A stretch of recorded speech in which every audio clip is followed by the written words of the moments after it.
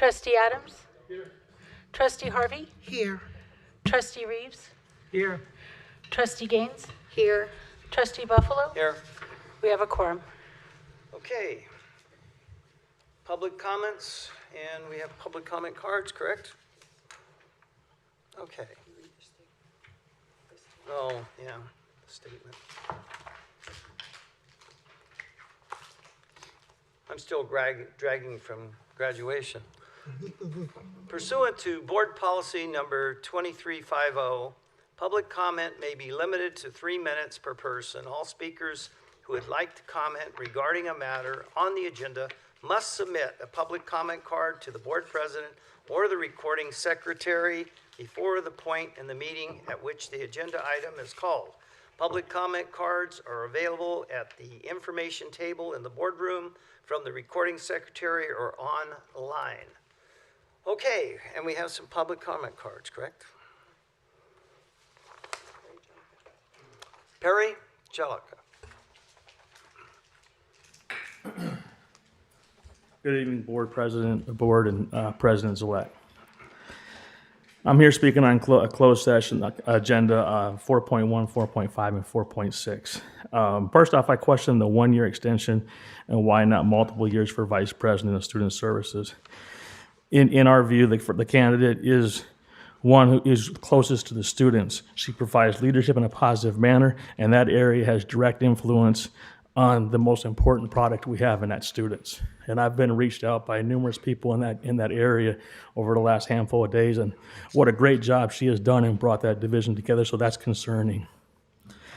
On the president's evaluation, I'll be direct. Excuse me, Perry, hold on. My screen's not on. I can't read the captions. Okay.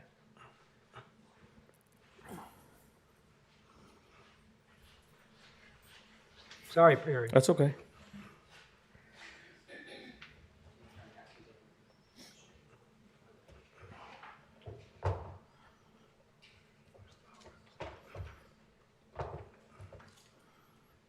Thank you, Bill. Okay. Good to go? Okay, thank you. On the president's evaluation, I'll be direct. The campus, the Antelope Valley community deserve leadership, and the union, as with the union, we expected. We have seen instead is a president who waited while serious problems went unaddressed, to the point that the board itself had to initiate an independent investigation following a no confidence resolution from the academic senate. Leadership is not waiting for the board to act in their place. I'd ask that the president's evaluation reflect that, and that it be measured against the same outcomes before you tonight: the legal exposure, the cost, and the way employees have been treated. Those are district-wide results, and they are the president's to own. My concern is another concern is the proposed 3-year extension for vice president of people, culture, and talent. I'd ask you to weigh that length against what that office has produced. The district is operating under a public employees or a PERB decision that returns 6 separate findings against it, with a make-whole remedy and interest. Over that same period, this office has carried the district through more than 10 unfair practice charges with that same board. Each one carries staff time, outside counsel time, and exposure, and public ultimately bears the cost, and the public ultimately bears the cost. So my request is straightforward: defer the 3-year extension or limit it to 1, and tie it to further extension to measurable improvement in legal outcomes and cost and how employees are being treated. Apply the same standard you bring to the president's evaluation tonight, and let the record over that year speak before the board commits to 3 years. Thank you. Okay. Next. Bridget Cook.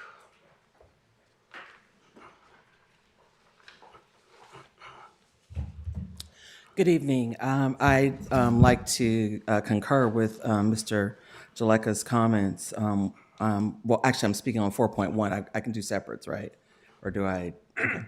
So on 4.1, with regard to Dr. Zealot's evaluation, part of her responsibility to this community and this college is to serve the students, as well as to handle employee matters in an appropriate way. We've seen over the last couple of years that Dr. Zealot has failed in that regard. And she's had her evaluations in the past. She did a 360 evaluation when I was employed here, and it's my understanding that that has not occurred again since it occurred either 23 or 24.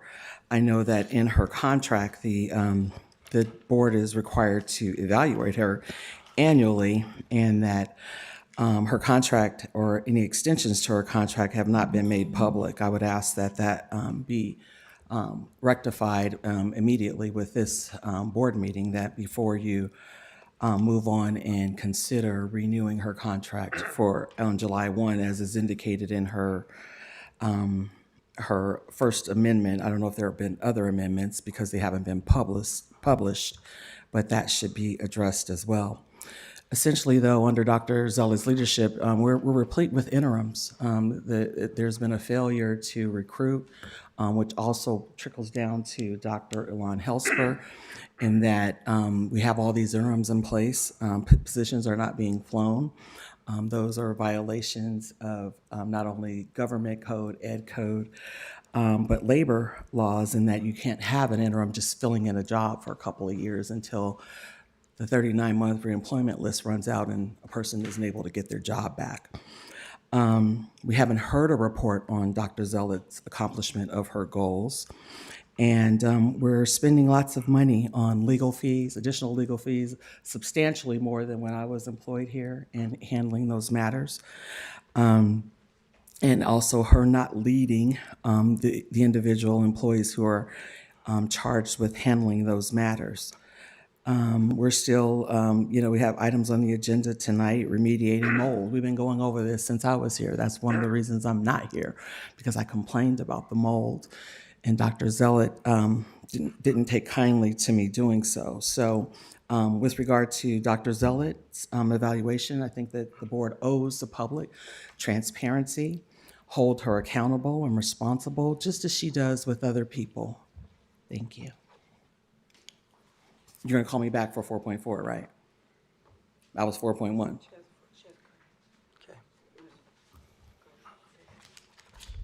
Do you want to go on it right now? I can. Okay. Okay, that's fine. Oh, okay, that's for the, Unless there are other people who have 4.1. all righty. Yeah, so 4.4 is the next one, Okay, so So we- she has one and Pamela has one. okay. You want to go? Sure. So with regard to 4.4, Dr. Ilan Helsper's employment or continued employment here with the district, like I said at the last meeting, those in the executive cabinet, we act in response to those directives that are provided to us by the superintendent president.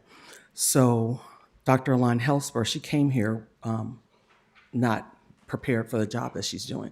The district has provided her with lots of training and lots of assistance. As a matter of fact, that's the source of all the expenses that we're incurring in this district, is because Dr. Ilan Helsper does not know how to do her job. One of the things that we're looking at is extending her contract for 3 years. I would agree with Mr. Jellica that maybe we just consider extending her contract for 1 year, because we've already passed the point of no return, in that you can't just let her go right now. In July, you got to give her a 6 months notice. But because we have so many, I think he said 6 or 7 findings against the district and 10 unfairs. There's 13 PERBs that have been filed, not only since Dr. Zealot's been here, but also under Ms. Ilan Helsper. So we have to look at why is this happening? What's going on? What's happening in our leadership such that we can't get along? This didn't occur under any of the previous presidents, where we had these extensive number. We've had more PERBs in the last year and a half, 2 years, than we've had in over 30 years. And many members of this board have been on here long enough to know that this is excessive, or it's a lot in comparison to what we've experienced in the past. The fact that we have these interim positions that are not being flown is not only on Dr. Zealot, but it's also on Dr. Ilan Helsper. She knows, or should know, her responsibility to fly those positions in a timely manner and not simply fill them with interims. And then those interims, once they serve in the position, they apply, and then they're told they're not qualified. They're not selected for those positions. So what goes there? Why is that happening, that people are being cherry-picked out of positions that they've faithfully served in for a year or 2 years? The big thing that it concerns me with Dr. Alon Helsper and her contract, or extending her for 3 years, is her lack of competency with Title IX matters. She doesn't handle them. Part of her job description, it doesn't even include the fact that she's the Title IX coordinator. 2 years ago, Dr. Zealot pulled off a reorg that changed the title of Human Resources to People, Culture, and Talent. And since that time, it's actually been more than 2 years since it was initially brought to this board. We haven't changed job descriptions. They haven't been updated. There aren't job descriptions on the website. Dr. Alon Helsper's job description has not been, title has not been changed, but for some reason on her, may I finish? Thank you, Ms. Cook. Very shortly. Yes, please finish that sentence. Okay, so when we look at the job description as appears in, I think, 14.6, when her contract is being discussed, it appears that on June 11th of 2024, there were changes made to her job description. I don't see anywhere on any board agenda that it came before this body, and that this body is even aware that there were changes made to the job description from 2019 to June 11, 2024. So again, this goes to Dr. Zella's leadership, lack of transparency, not being truthful with the board, and making sure that information that is required to be public is being made public. Thank you, Ms. Cook. I'm sorry. You're stopping me now? Yes. Okay. Pamela Ford.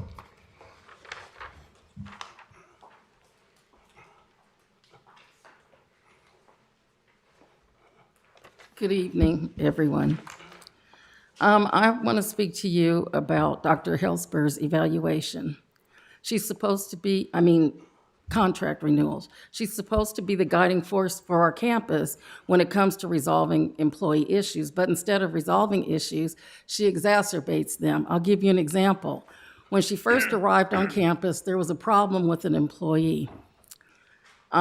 We, the union, and our field rep had agreed to meet with Dr. Helsper. We thought it was done. We'd have the meeting, and because the employee was probationary, we don't have a lot of teeth in the matter. So imagine my surprise when I get a call. I'm on the freeway going on vacation, and I get a call from my field rep and from the employee at issue that Dr. Helsper walked into the employee's work area, demanded that she give up her keys, clear out her desk, and leave on the spot. Now, anybody who knows anything about human resources knows that that business is done in the Office of Human Resources. And you don't walk into an employee's workstation and treat them that way. Dr. Helsper, because of that situation, she led the district, the president, to believe that there was no meeting scheduled, that she acted within her rights. Then, in a meeting in July of that year, the Federation met Dr. Bowen, Bridget, who was the then legal counsel, Dr. Helsper, our field rep. And that's when she admitted that she had lied, that there was a meeting. And so all that time, all this animosity occurred. It's what resulted in having a complaint against Bridget. It created animosity against everybody, all because this woman lied. So I bring this up because it demonstrates her lack of willingness to resolve issues, build relationships, and most of all, deal with people professionally and appropriately as the Vice President of People, Culture, and Talent. And she continues to ignore due process, and as a result of that, she walks the district into perp charges, losses, because she has no respect for the governance of the rules on our campus and the regulations and collective bargaining agreements. To extend her contract baffles me because there have been numerous investigations, a vote of no confidence, 15 perp charges, and numerous times when we have come before you with serious concerns about the leadership of PCT under the tutelage of this vice president, and nothing has improved. So help me and help your constituents understand why the recommendation is being made to approve a 3-year contract for Dr. Helsper. Can we truly afford another 3 years under her leadership? The job description you will have before you for Dr. Padron is outdated. I'll finish. Yes, please Okay. finish shortly. The programs under her charge have not been included. Why not? Defunct programs have not been removed from her job description. It's part of her job to ensure accuracy before moving forward for signature. Dr. Helsper should have mastered that by now. Why would you have someone sign an inaccurate contract when the job description is a part of the contract? In addition to this, I have received a portion of the legal fee request I made to you. However, it's not complete. To make an informed decision, I want you to see it before you make a decision on Dr. Helsper. I would ask that you review the document being promised to me, which should have been an itemized legal fees recorded, which will document how much you're spending in legal Thank you, Ms. Ward. fees that, Thank you. that Dr. Helsper, that you're talking about renewing her contract, and she's not doing it. So at the end of the day, why would you approve a 3-year contract? Do I have any more?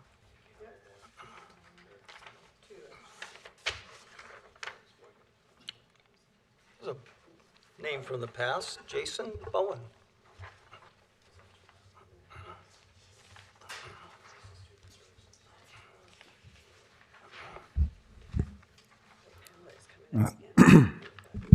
Good evening, ladies and gentlemen of the board, President Buffalo, President Zillette, Mr. Wang, Ms. Shuttercorp. Before you enter closed session, I want to address agenda item 4.5, public employment for the Assistant Superintendent Vice President of Student Services and the contract for Dr. Adanya Padron. That's contained in agenda item 14.5. I'm asking the board to reconsider the 1-year contract being offered to Dr. Padron and to offer her a 3-year contract. Dr. Helsper is being offered a 3-year contract, while Dr. Padron is being offered a 1-year contract, and the board should ask why. My concern is not simply the difference in contract length. My concern is what that difference appears to say about what this district rewards. Over the past several years, this campus has seen conduct supported and protected by this administration that has produced fear, distrust, retaliation concerns, unnecessary investigations, disregard for employees, failure to provide information needed for representation, and repeated failures to honor contractual obligations and board policies. Employees have not always been treated with dignity. Investigations have not always been grounded in necessity. Theories have too often been advanced on suspicion rather than evidence. Rules meant to protect people have too often been treated as obstacles to be managed. This is not the culture this college should reward. That is not the leadership this board should protect. And yet the message tonight appears to be that this kind of conduct receives long-term institutional security, while Dr. Padron's service, compassion, professionalism, restraint, and deep connection to students and employees receives only a 1-year commitment. Contracts do not merely compensate administrators. They communicate institutional values. They tell the campus who is trusted, who is protected, who is rewarded, and whose leadership this board wants to preserve. If one model of leadership receives 3 years while Dr. Padron receives only 1, then faculty, staff, students, and the community are entitled to ask what message this board is sending. Dr. Padron represents the kind of leadership this college should elevate, protect, and reward. Her value is not confined to a title or an office. Faculty, staff, and students experience her as someone who listens, communicates openly, respects shared governance, and treats people with dignity. She does not lead through fear, distance, or institutional power. She leads through servants, presence, and humanity. Students see in her someone who understands them and reflects the community this college exists to serve. Employees see in her an administrator who can disagree without demeaning, solve problems without escalating conflict, and exercise authority without stripping people of their dignity. At a Hispanic serving institution and at college serving first generation students, working class students, undocumented students, formerly incarcerated students, and students still trying to believe higher education has a place for them, that kind of leadership matters deeply. I'd like just 10 more seconds. I ask that you not approve Dr. Padron's contract in its present form. I ask that you approve a 3-year agreement for Dr. Padron and that she be rewarded for her competence, professionalism, student-centered leadership, and genuine service to Antelope Valley College. Thank you. Okay, thank you. And Pam Ford. Excuse me, Mr. Buffalo. I wanted to make sure that I recorded. Mr. Bowen, could you just tell me the last line that you stated about Dr. Padron? Competence? Yes, Trustee Harvey, I stated here. Yes. Perhaps you I could- ask that you approve a 3-year agreement for Dr. Padron and that she be rewarded for her competence, etc. Thank you. Okay, Pam.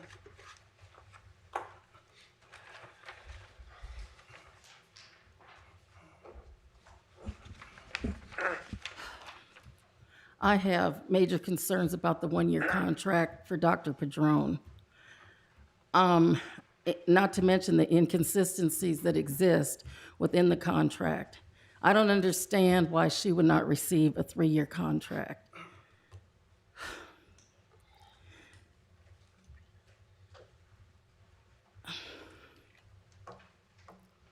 Dr. Padron has come into this campus at a time when the Student Services Department was under upheaval. And there were numerous programs that needed to be addressed and issues that needed to be resolved. And she stepped up to the plate and she resolved it. And I'll be the first to say, when she first came, I had questions. But after working with her and watching how she navigated through the path, and she actually made things better, and she did the job that she needed to do. And I did share this with the president, and so I'm really surprised for a 1-year contract. I also wonder, in reviewing her contract, when it's going to be updated, because you can't evaluate people for things that don't exist in their job description. For example, Next Up isn't in her job description, and a few other programs. So I'm just curious why that contract would come forward without being in her job description. And I would not in good conscience advise you to approve it as it is currently written, nor would I advise her to sign it. This 1-year contract comes as a shock to us all.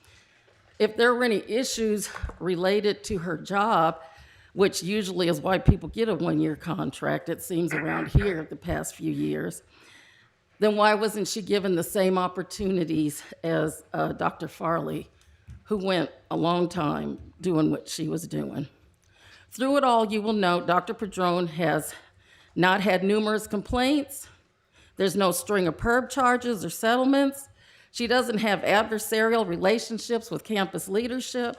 Instead, she's helped departments grow closer and thrive. Enrollments are increasing 10 to 12% each year, which addresses our campus goal to increase enrollment. At least that's your goal as a board, am I correct? So why is she only being given a 1-year contract? I ask that you rethink this 1-year contract and revise it to a more equitable 3-year contract. And you need to think about something. You need to think about the campus as a whole and the impact that this has when you go after good management. You lose trust, you lose credibility.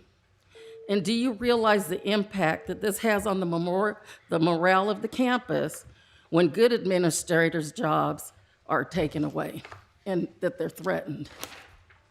Thank you. Is that all we have? Okay, so we'll go back into closed session.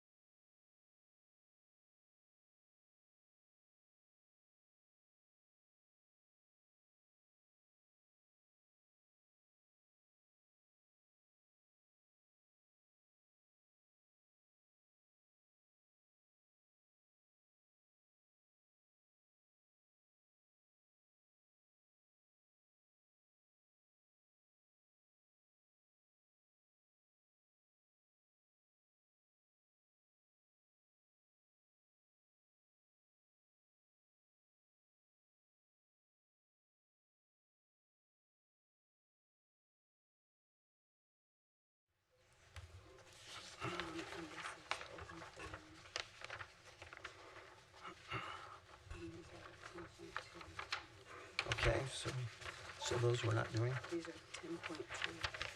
Okay. 10.2.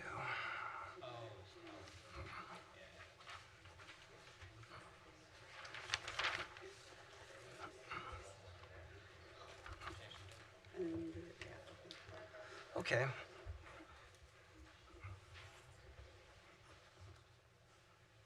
Is it time? Oh, well, we should all go home.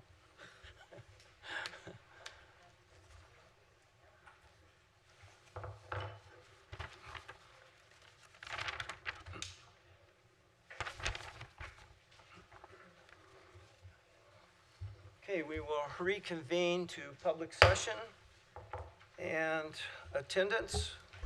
Student trustee Damon? Here. Trustee Adams? Here. Trustee Harvey? Here. Trustee Reeves? Here. Trustee Gaines? Here. Trustee Buffalo? Here. We have a quorum. Okay, Ms. Gaines, can you lead us in the Pledge of Allegiance now that we have a flag? Right hand over your heart, ready, begin. I pledge allegiance to the flag of the United States of America and to the republic for which it stands, one nation, under God, indivisible, with liberty and justice for all.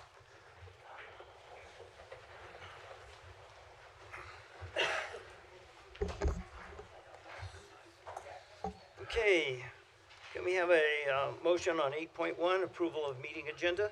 Move approval of the meeting agenda, except 14.5 and 14.6 should be removed until a later date. Okay, is there a second? Second. Okay, any discussion? Hearing none, advice? Approve.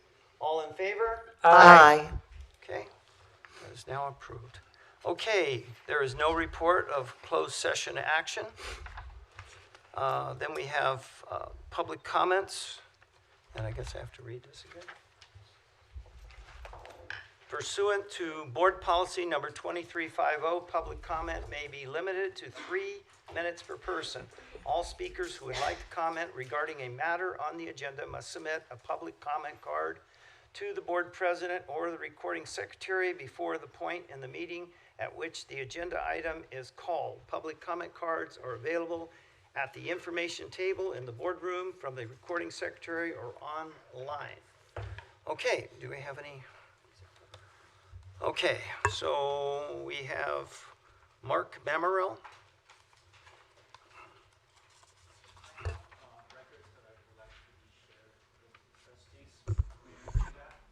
Yes, you can provide them to Ms. Shuttlecore to my right.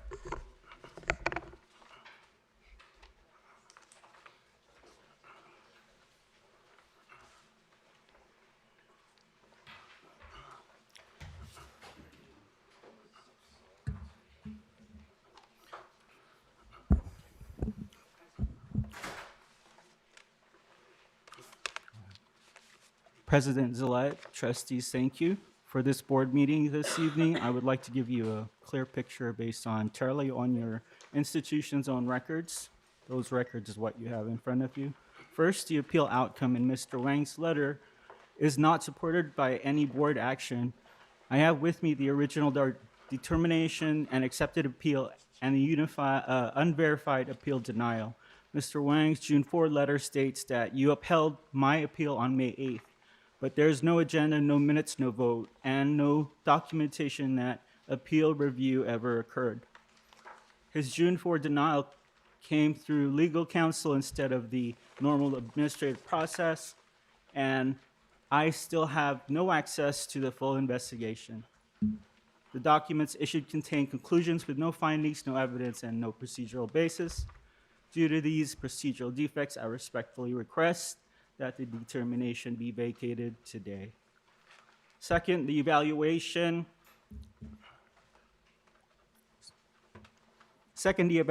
record is inconsistent, incomplete, and contradicted by your own PRA disclosures.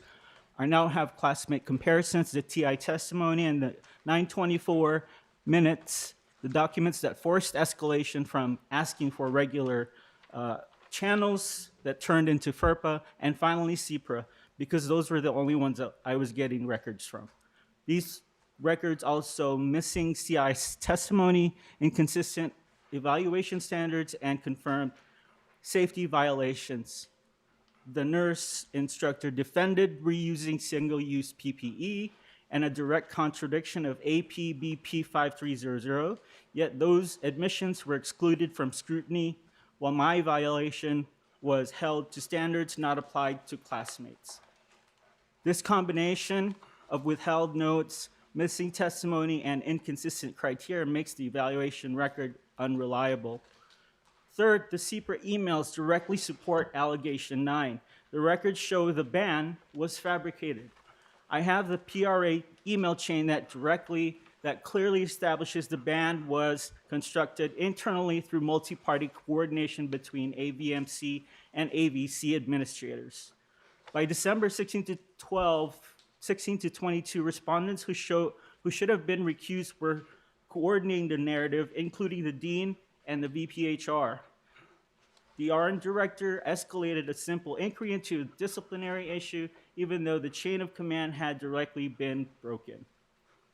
At the same time, OSD staff and the dean told me that the administration was supporting my education, while internal emails show those same respondents deciding when I would be allowed back. I respectfully request that the determination be vacated today. Thank you. Okay, thank you. David Adams.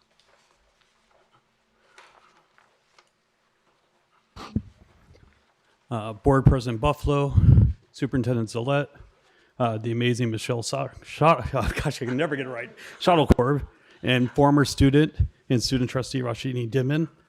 For those of you who don't know me, David Adams, professor of business here for enough time now. I promised myself at the end of spring I was not going to come on campus this summer. Well, I guess summer hasn't started yet, so maybe I get a few more days. There's been a lot of talk on campus. It's been a tough time on campus for a lot of reasons. I also want to say, though, that sometimes there are good things happening on campus, and we should always reflect on those as well. In one of my various roles here, besides department chair, besides Senate vice president, and is union grievance officer. And so recently I had a faculty member come up to me about an issue regarding pay. And so I was able to go to our new vice president of academic affairs, Catherine Mitchell, and just be able to have a sit-down conversation. And what I found is that although we don't always agree on everything, we can always listen to each other and try to find common solutions. It's something that I will hope that will continue to happen on this campus, that we can be honest, yet kind of one another. Speaking of being kind, I remember when I first came into my office here full-time, my first office assignment. Next to me was a professor by the name of Jimmy Bowen. And I got in there putting up all my decorations, and he came and sat in my office and says, "What do you know about being a professor?" And I remember giving him a canned answer about this and that, and here we are. And he sat down and looked me in the eye and says, "You've got a lot of work to do, son." Maybe I learned a lot from him. I think he's the only person who tells worse jokes on this campus than I do.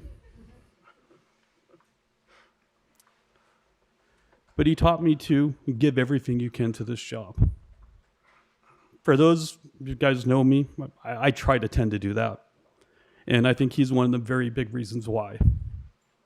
So it was a little too tough to attend graduation this Friday, and I appreciate President Zillette for the moment of silence you did for Jimmy.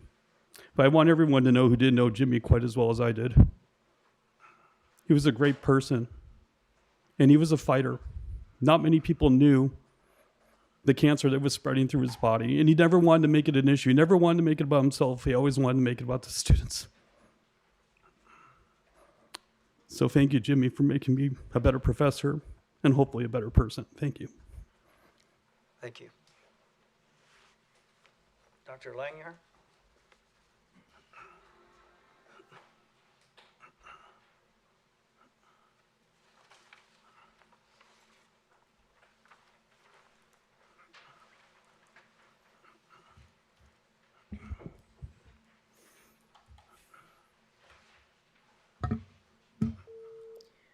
Thank you, trustees. I'm not here at this time to comment directly on the exigence of last month's meeting, though given recently revealed insight, I do feel compelled to share. As faculty, instructors, and counselors typically working most directly with the greatest number of students, we are both privileged and weighted with real-time knowledge about how this community responds to outcry and crisis. Students pay attention, and please believe me, as a professor of public discourse, local communities are paying very close attention today more than ever. There have been, over the past several semesters, many critical questions and comments on AVC's hiring, promotion, termination, and related practices, ascending thoroughly from the treatment of student workers to treatment by administrative leadership. When we elect to make any major change regarding hiring, promotion, termination, and decisions not to rehire, there is hope we can begin to curate with unreserved scrutiny a highly critical posture toward any decision students could find consequential to their success and well-being. To do this, I hope we will center the voices who advocate for students in every department and division, Senate and ASO meeting, social and local media outlet, to pay especially close attention to the grounded, real-life conditions fostering the culture of Antelope Valley College that our students experience every day. Beyond deeply dedicated faculty and unbelievably hardworking staff, we do have some amazing administrative leadership, I want to be clear. When programs like Puente and Umoja were empowered through a faculty leadership structure supported by deans like Dr. Jill Zimmerman, students and the communities of practice those programs are designed to foster could flourish, though since under-supported, faculty remain dedicated. As the culture of an area like enrollment services and student access is uplifted and organized by deans like Dr. Wendy Franklin Martinez around effective and inclusive principles, the gateway into Antelope Valley College becomes one of this college's most cherished and enumerating resources.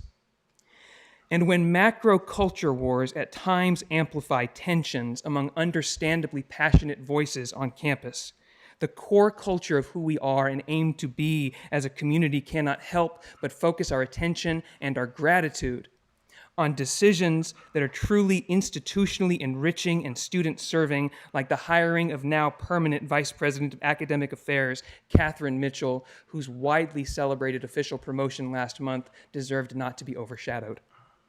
I can only sincerely begin to imagine the gravitational weight of responsibility you feel.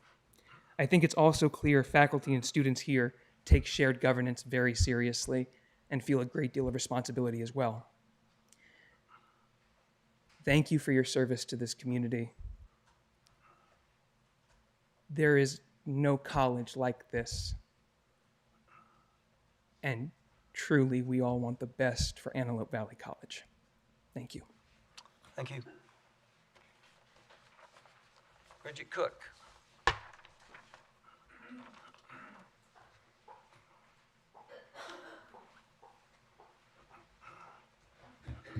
Good evening, again, members of the board, Dr. Zealot, Ms.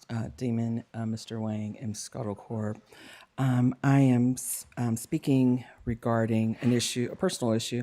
I had made a request to the district and regarding my own employment, and I did not receive a response to that request. I put in 2 requests actually. And I've got one while I was on my way here to the board meeting from Ms. Beam, and I noticed that Ms. Beam is here at the meeting along with Dr. Alon Helsper. Both people are here this evening, which is kind of odd in that they are both in the same position. And I thought we only had one vice president of people, culture, and talent at Antelope Valley College, and for some reason there continues to be this overlap, even though Dr. Alon Helsper supposedly has returned to duty. In any event, I am asking that the board direct staff to meet with me to discuss their erroneous interpretation of my contract and their responsibilities to me under my employment contract. I am attempting to resolve matters at the lowest possible level without the need for litigation.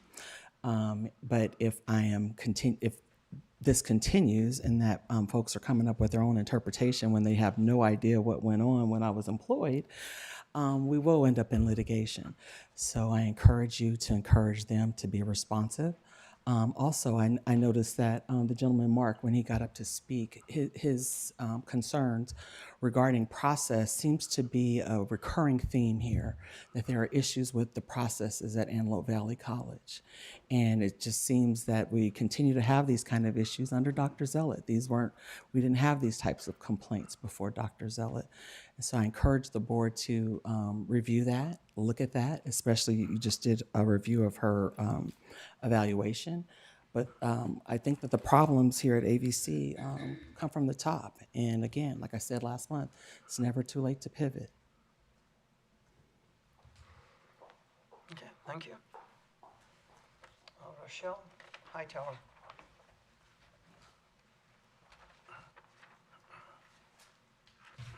Good evening, everybody. As I told you last month, I'm not going to get tired of coming back.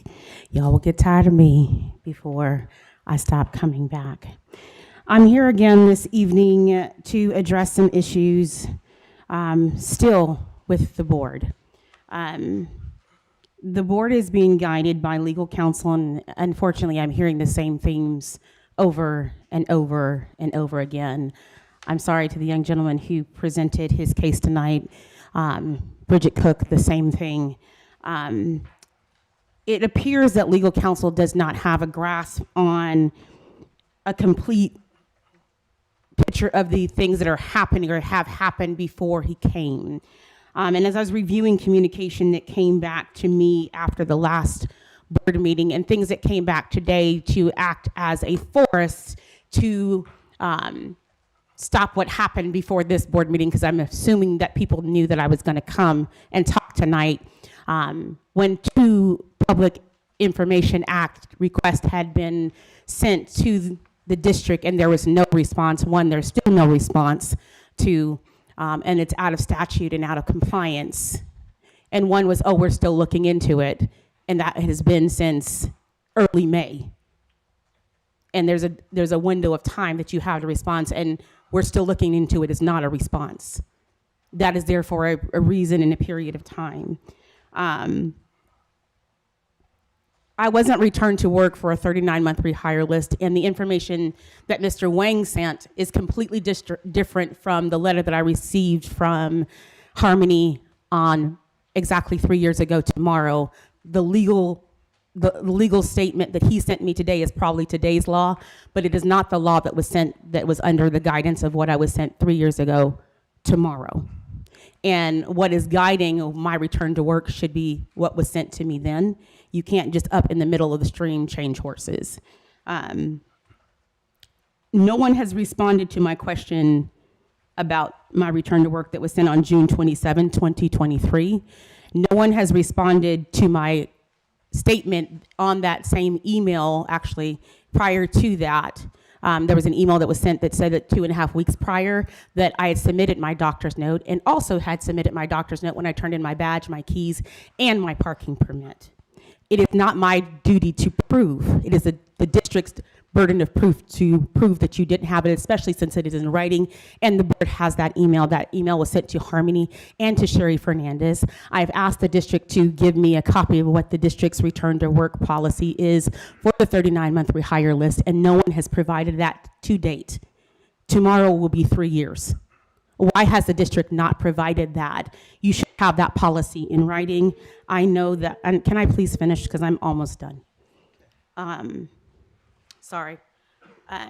Letters from Mr. Wang are interesting to me, since this is the duty of HR staff and district staff to provide to employees. It's dialogue with an employee. Why are we paying a high dollar attorney to communicate with an employee? It seems like to me that is a gift of public funds. I do believe that Antelope Valley College employees, competent employees that should be able to respond. And it seems very strange to me that unless the board, the district, are baiting employees into litigation that will be costly, why are we having high dollar attorneys respond to basic emails? And if they can't write an email, ChatGPT does that. Why are we having attorneys write emails? We know the hundreds of dollars an hour. That's a gift of public funds. Litigation is costly. This is something that is basic. Why are employees not being held accountable for incomplete staff work when things that are of the law for public records requests and acts not being responded to, just ignored? I know my previous dean is sitting here. If I hadn't done work, Jill would have been all over me. Why are other employees not being held to the same standards of accountability? Why is the board not holding them accountable? Because trust me, if and when I go to court, all of this is in writing. Why will you not hold them accountable to do their job? Thank you. Thank you. I'm sorry, one other thing. I asked the board last month for a response on why the whistleblower complaint that I filed 3 years ago was not investigated, that y'all put in abatement. I got no response. Okay. Item 11.1, clarification. You have any? I would like to clarify that we do not have two vice presidents of HR. Ms. Beam is not an interim, and she is not using the title vice president of HR, and she is not salaried. Okay. Presentations. 12.1, Leadership Academy update.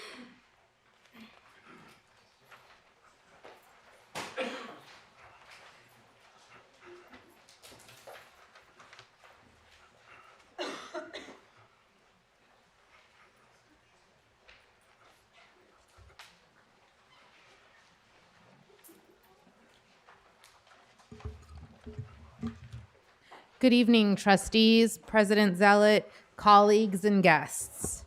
I stand before you tonight to present the 2025-2026 President's Leadership Academy cohort.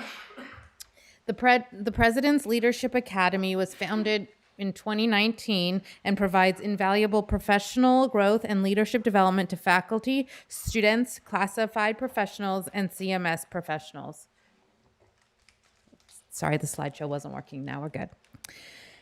Throughout the course of this year, or this academic year, the participants learned about the inner workings of the district, collaboration with internal and external partners to the district, budgeting, and had time to examine their own leadership qualities. We also engaged in 2 book studies with conversations facilitated by Dr. Rebecca Farley and Dr. Jennifer Zealot. The program culminated in an overnight retreat where the participants presented group projects on proposals aimed at enhancing Antelope Valley College. You will learn more about the program proposal shortly. This year, we had the amazing privilege of having Dr. Kevin Walthers, the CEO, Superintendent President of Allen Hancock College, and Dr. Jill Stearns, who's the CEO, Superintendent President of Cuesta College, join us at the Leadership Academy to share their experience, the concept of ethical leadership, and share with participants how to grow in the higher education administration realm. It was a wonderful experience, and without further ado, I would like to share with you some of the project proposals. First group. All right, good evening, everyone. Let me bring this up a bit. There we go.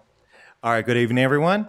For our Leadership Academy project, our team includes myself, Josh Maldonado, and I'm a computer service technician. Good evening. I'm Professor Meadows. I am an adjunct professor in the Social Behavioral Science Unit. I'm also the first adjunct professor to be in the Leadership Academy.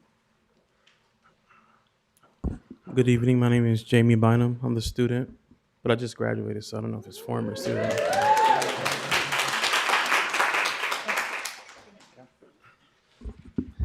Now, our project involved pitching Adulting 101 and Life Skills, a non-credit course proposal for Antelope Valley College. So, Adulting 101 and Life Skills courses helps teens, young adults, and our community members adapt everyday responsibilities. These courses include financial wellness, which would include budgeting, crediting, and learning banking basics. as well as life and home skills, which would include cooking, cleaning, and household management. These courses go beyond that as well, which include career development, which would encourage our students to learn how to build resumes, how to do well in interviews, as well as workplace skills.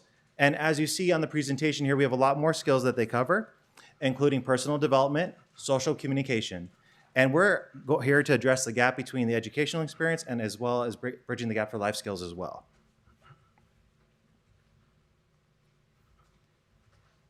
Here at AVC, we are always looking to be one step ahead here as a junior college and for our local community. We proudly serve over 18,000 students and offer 2 bachelor's degrees programs here. Our residents rely on AVC for career-ready education and life skills that extend the mission beyond the classroom. Studies have shown that 2 in 3 young adults lack basic life skills. 1 in 5 are currently dealing with student debt struggles, and 44% of young adults are unable to cover a $400 emergency expense. Now, California community colleges have already begun, including Mount San Antonio College, San Diego Mesa College, and Bakersfield College. All 3 have implemented programs that have been very successful for their schools, and UC Riverside as well has developed a whole curriculum based on the course as well. All 3 have seen a notable increase in basic needs center utilization, engagement with campus resources, and reduced stress levels for students. It's now time for Antelope Valley College to lead the way. Our expected outcomes for Antelope Valley College include increased confidence, reduced stress, improved navigation of college systems, and increased engagement with basic needs services.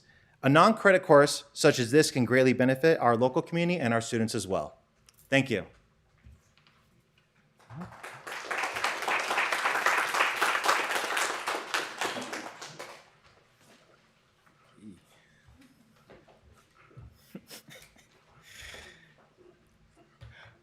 Good evening, all distinguished members who have the privilege of sitting up here. I pray that you guys are having an amazing evening. Today, myself, Joseph Trulson, is joined by Yaslin Lopez, our classified. She works in Marauder's Promise. Angela Urbanowski, I hope I didn't butcher that, Angela, I'm so sorry. She's a CMS, and she's the senior admin working in a VP Padron's office. And then Carlos Pena, who is in the administration justice. He makes up our faculty. You belong here. It's something we want to be able to tell every AVC student.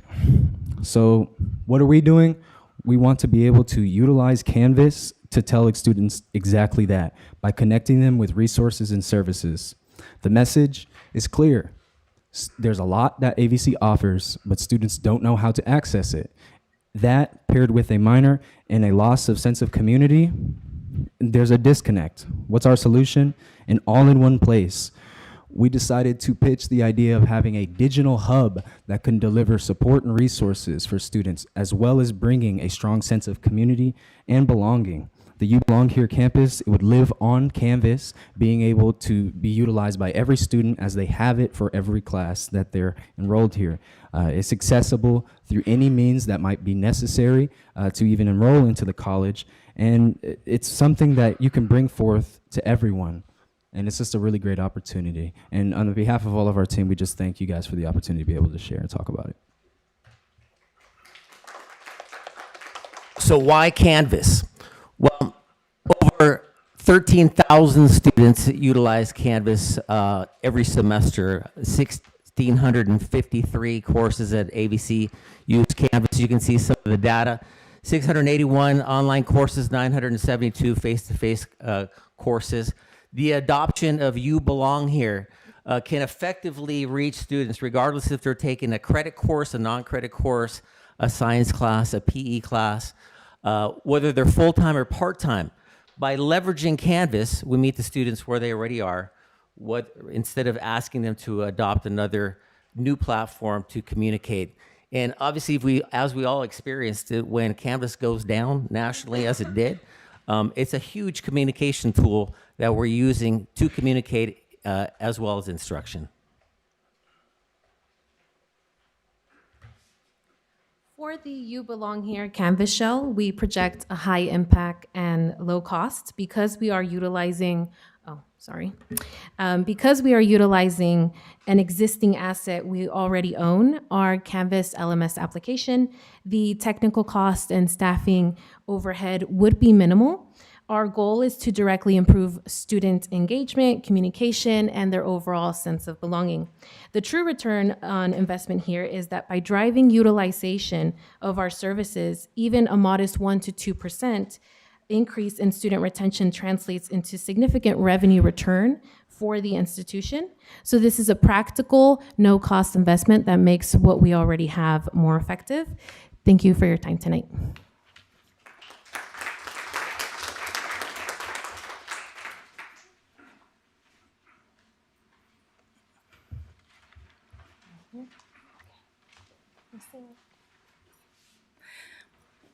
Good evening, President Zealot and members of the Board of Trustees.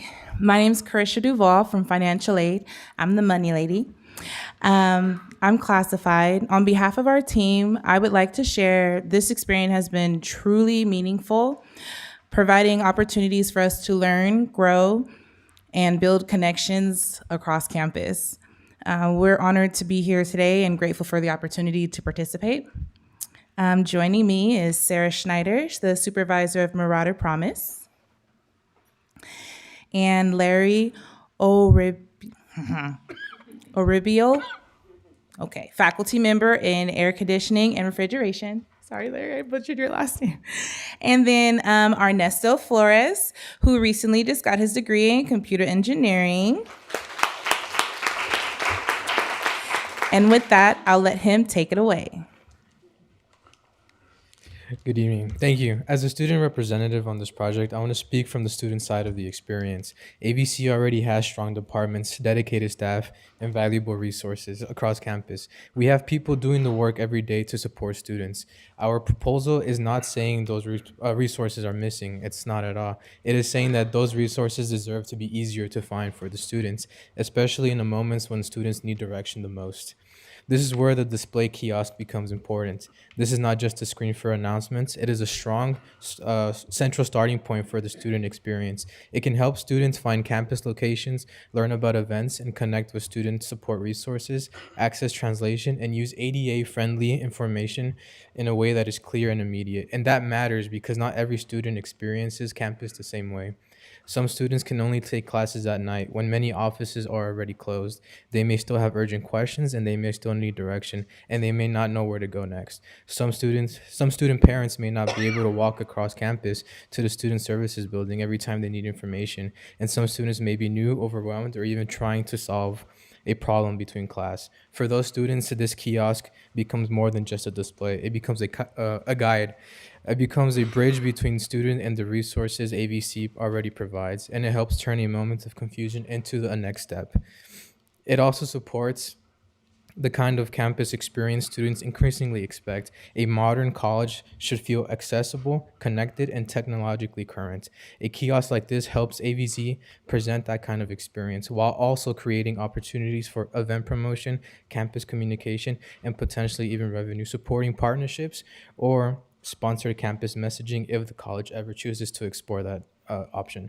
But the heart of this project is still student access. The goal is not to replace any department or service. The goal is to strengthen the path that those services In a way, this kiosk becomes a front door to campus support, visible, accessible, and available when students need it the most. Because for a student, one missed connection can become one missed appointment, one missed deadline, or even one reason to stop showing up.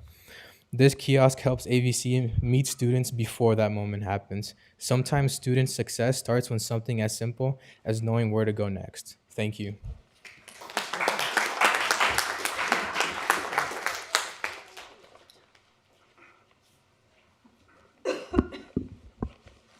Good evening. I'd like to introduce my team. I have with me Julian Asher. I have Elena Collier. And Christian Hoopman couldn't be with us today, but he's here with us in spirit. And my name is Tisha Clunt. Our team would like to present our vision, which is creating a family-friendly study space at Antelope Valley College. Student parents represent a growing population with complex complex responsibilities and support needs. A resilient yet at-risk population. Approximately 750 students at AVC identify as student parents. They rely on institutional support services such as basic needs, EOP&S, CalWorks, and counseling, while navigating competing demands of coursework, employment, and caregiving. Student parents face unique barriers that impact both access and success.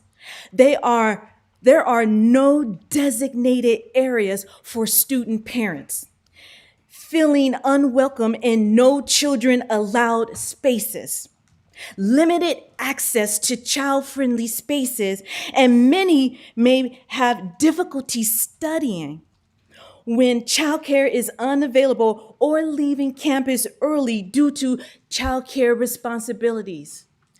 However, we like to propose a solution to this important need, and I'm going to turn it over to Julian. Hello, everyone. So sorry, skip this slide. So for bridging those gaps between the lack of childcare spaces and having parents, we would like to suggest the second floor of the Knapp Library right across the way. If this is our little ChatGPT version of what that room could look like if we move tables and workstations around, we could make it a big room where it has a lot of natural lighting. There's a kitchen, there's kind of a sink and cabinet area for people to put their belongings. But yeah, it would have a child-friendly seating area with quiet activities. So a little table in the corner with workbooks, toys, activities to keep kids busy while their parents are working at workstations. We would just need the existing workstations, Wi-Fi, and electrical outlets. And there would also be clearly posted expectations that this is essentially going to be used as a computer lab where parents can have their kids, but it is not childcare. The parents would still be expected to be supervising their children, but it could be a space where parents can do their homework, kids can do their thing.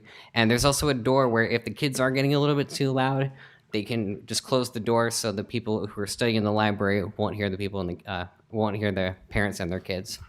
And I would like to hand off the pilot scope portion of this to Elena. This pilot will run for 6 to 8 weeks using 2 to 3 scheduled blocks per week. We are intentionally keeping the structure lightweight by using current staffing patterns. This allows us to test the model quickly, efficiently, and with minimal costs. First, we aim for 3 or more families per session, demonstrating consistent demand. Second, we are targeting 80% or higher positive feedback, ensuring the space is genuinely meeting student parents' needs. If these 2 benchmarks are met, we will move forward with expanding the program into a permanent institutionalized resource, one that aligns with AVC's mission for equity, access, and student success. Thank you.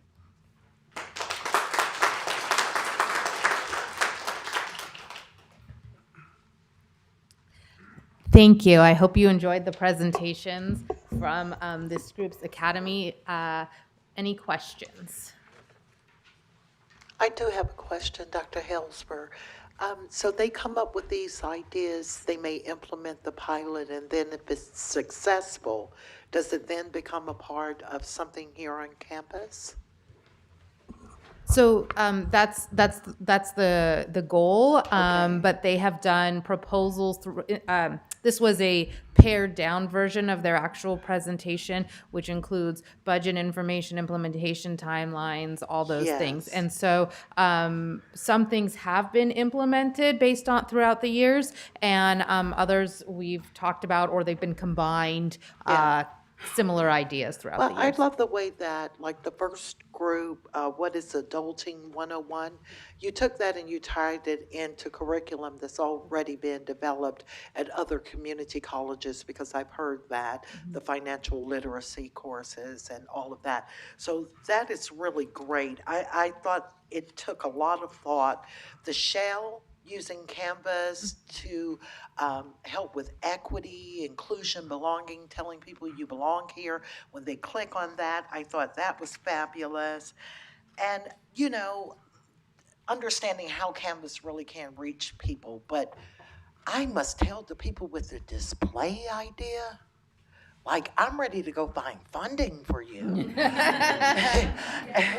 the reason why I was here late, I had an accident, wrecked my car, was waiting on an Uber here late one night on this campus after our board meeting, and I saw all of the medical uniforms coming and going, and I thought about it, all of the activity on campus in the evenings, and offices may be closed, but that display sign, being able to tell people where to go, give them information about what's happening on campus, and providing additional lit sources of light, it's just fabulous. And then the last one, look at the opportunity you would have if you change that library.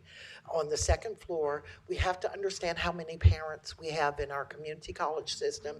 Our students could be pregnant, parenting, etc., caregiving. It goes on and on. But this is one piece I just have to say real quick. I'm sorry, I'm excited. I love ideas. So that gives you an opportunity to partner with Baby to Baby and all of these different organizations, bringing them. I worked for a wonderful company that did that with high school students who were pregnant and parenting. And they joined with these organizations and provided all of the resources for parents to make schools more accessible for the parents and easier to go to. So I think these are some wonderful ideas. If this is the future of leadership here at AVC, Dr. Zellett, I think you have something really strong going. So thank you.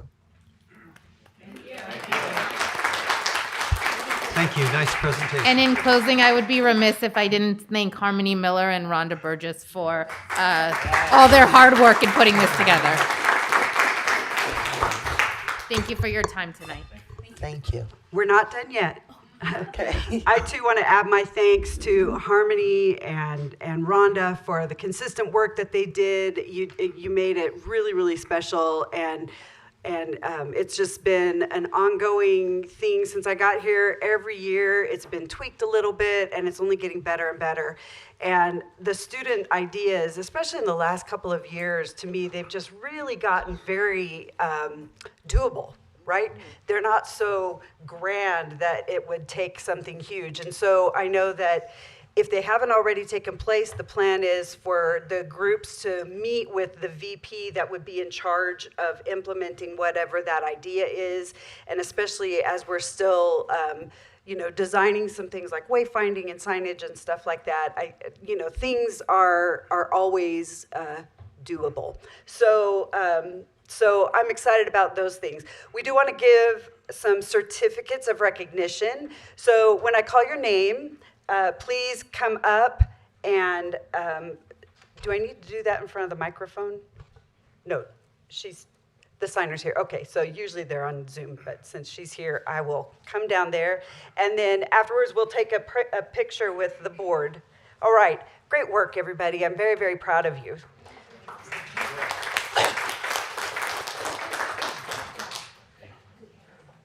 So, Carisha Duval. Thank you. Julian Asher, who came back. Welcome back, Julian. Jamie Bynum. That's graduate Jamie. That's right.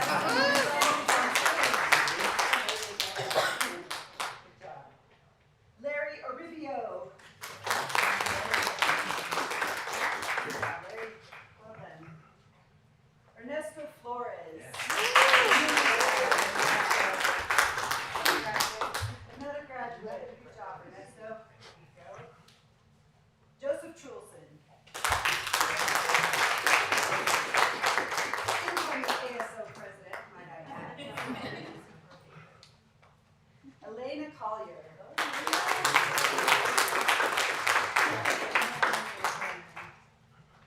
Erica Meadows. Well done, thank you. Sarah Schneider. Well done, well done. Tisha Clent. Thank you.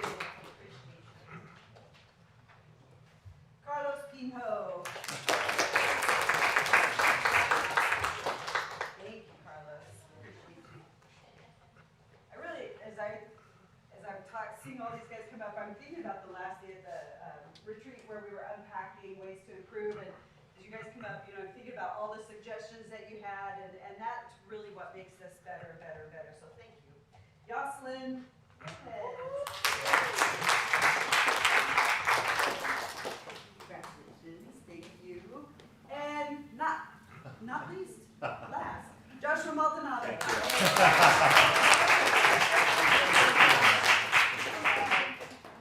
We decided that Josh is the human selfie stick.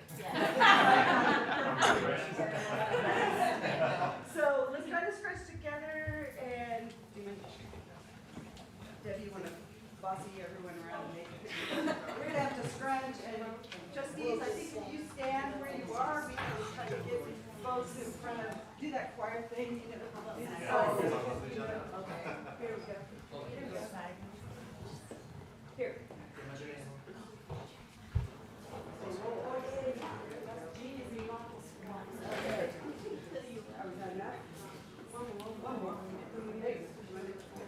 Yeah. There we go. Do you want to sit? I can't see Trustee Gaines and I can't see Trustee Reed. Barbara, do you want to? Okay, now there's a window for Trustee Gaines. Oh, Rocky. Rocky, come out this way, so you're, okay, there you go, sit. Right. Okay, got it. Awesome.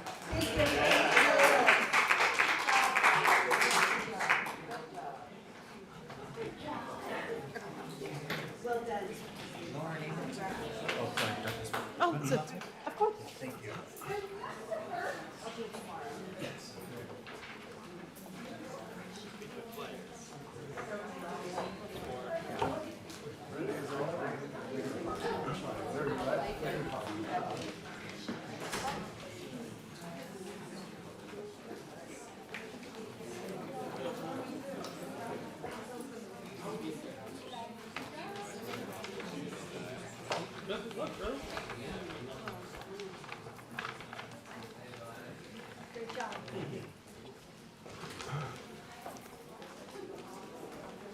Okay. Item 12.2, MG I advocacy presentation.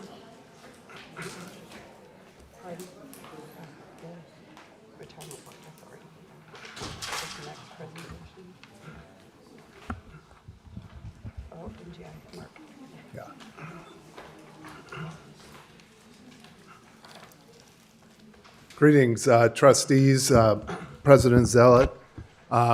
Mark McDonald here, MGI Advocacy, to provide a little bit of a little bit of an update on what's happening in Sacramento. I want to say thanks for having me. It's great to be down here. I do always enjoy coming to the campus. I do prefer when class is in session, because then I get to see the students. But I got to meet your new student trustee today, which was great. So just to let you know where we are in the budget process, things are pretty far along. The legislature needs to pass a balanced budget by June 15th, which is basically a week from today.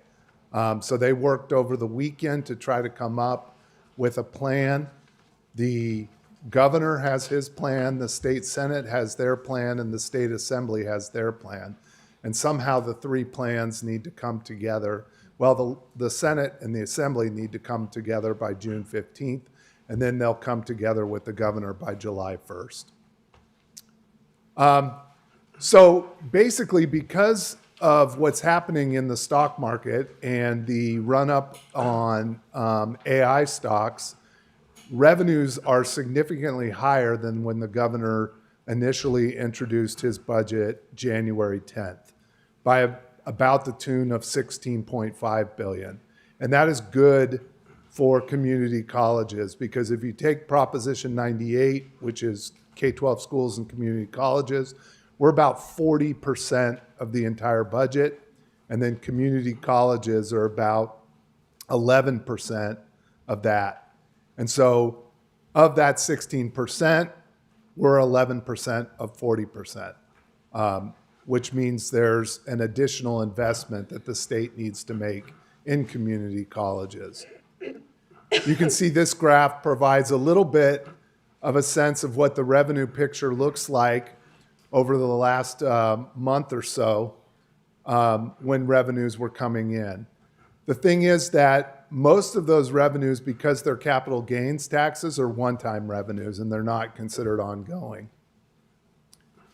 Which leads to my next slide, is that you hear, I come up here and I say revenues are coming in strong, the state owes community college funding, and then you see in the newspaper, oh, the state's in a budget deficit. Well, that's on the other side of the budget, the non-Proposition 98 side of the budget. So Health and Human Services, CSUUC, and then, Cal Grants. The Student Aid Commission is on the non-98 side of the budget. So there are items that impact our students that are on the non-98 side. And you'll see those structural deficits on this graph persist over the foreseeable future. So for Proposition 98, there was an increase over January of about $6.4 billion. So in theory, community colleges would have to receive about $700 million in additional revenue. But actually, this governor proposes to make a significant deposit into the rainy day fund of those one-time funds. So there's really only about $3 billion that the governor's investing over January. This chart shows you the growth in Proposition 98, and it all really started in 23, 24, and you can see it here. That's kind of when the bull market started in the AI space, and that's really what's driven this Prop 98 growth. So as I said in the early part of my presentation, there are 3 budgets out there. And the next couple slides lay out the principal parts of what those 3 budgets are and where we have to get to by June 15th. The governor proposes what's called $4 billion in settle up. And what that means is that there's $4 billion in revenue that's owed to Proposition 98 that the governor is proposing not to pay to Proposition 98, which wouldn't go to community colleges then. The Senate proposes to allocate that funding to K-12 schools and community colleges. We haven't seen the full assembly plan yet, but the way I understand it is it's somewhere in between those two. The other component, and this is big for this district, is with the Proposition 98 split between TK through 12 schools and community colleges, is last year the state rebenched transitional kindergarten and put all that money on the K-12 side of the budget when previously it had been distributed amongst K-12 schools and community colleges. And what that did, the bottom line is, it redirected about $200 million away from community colleges. And as you know, Antelope Valley has experienced significant enrollment growth over the last couple years. And one of the items that's preventing the state from fully funding that enrollment growth is that shift. So over the last couple weeks, we've been advocating to ensure that enrollment growth at the community college level and at Antelope Valley Colleges is fully funded. The other thing, one of the good parts of the budget, is the governor and the Senate and the Assembly, something they all agree on, is they're proposing what's called a super COLA. So about 1.5% greater cost of living adjustment for both K-12 schools and community colleges than is required by the state generally. It's a federal formula that they go by, and they're proposing to increase it greater than what the formula amounts for. With that, they're also proposing something, and I'm, this is all probably going to go through because it's in all three budgets, is increased disability leave for all employees due to pregnancy. I say all employees, it would be all female employees because it's disability leave that would click in if you had a pregnancy or you had a C-section or a pregnancy or some sort of pregnancy moment. So it wouldn't apply to men, just women. Enrollment growth, the governor is proposing minimal increases in enrollment growth. This is the big difference between the Senate and the Assembly. The Assembly is with the governor. The Senate is significantly increasing enrollment growth. This district, you have made a decision to maintain access to your community, and you're serving students for which the state is not providing you funding for, and the state Senate wants to provide you funding for those students. This governor would partially fund those students. So our advocacy has been focusing on fully funding the students that you're serving, so you can continue to maintain access in your community. I'm going to stay pretty high level. You have all the different categories. If I went down each category, I'd be here for an hour. But there is proposed funding in all three budgets for deferred maintenance, something that hasn't been there in a long time. And that is obviously good. There is a long need for that in our system. And then a student support block grant, which is funding that you could use to provide services to your neediest students. The Senate is proposing significantly more than what the governor and the Assembly are proposing.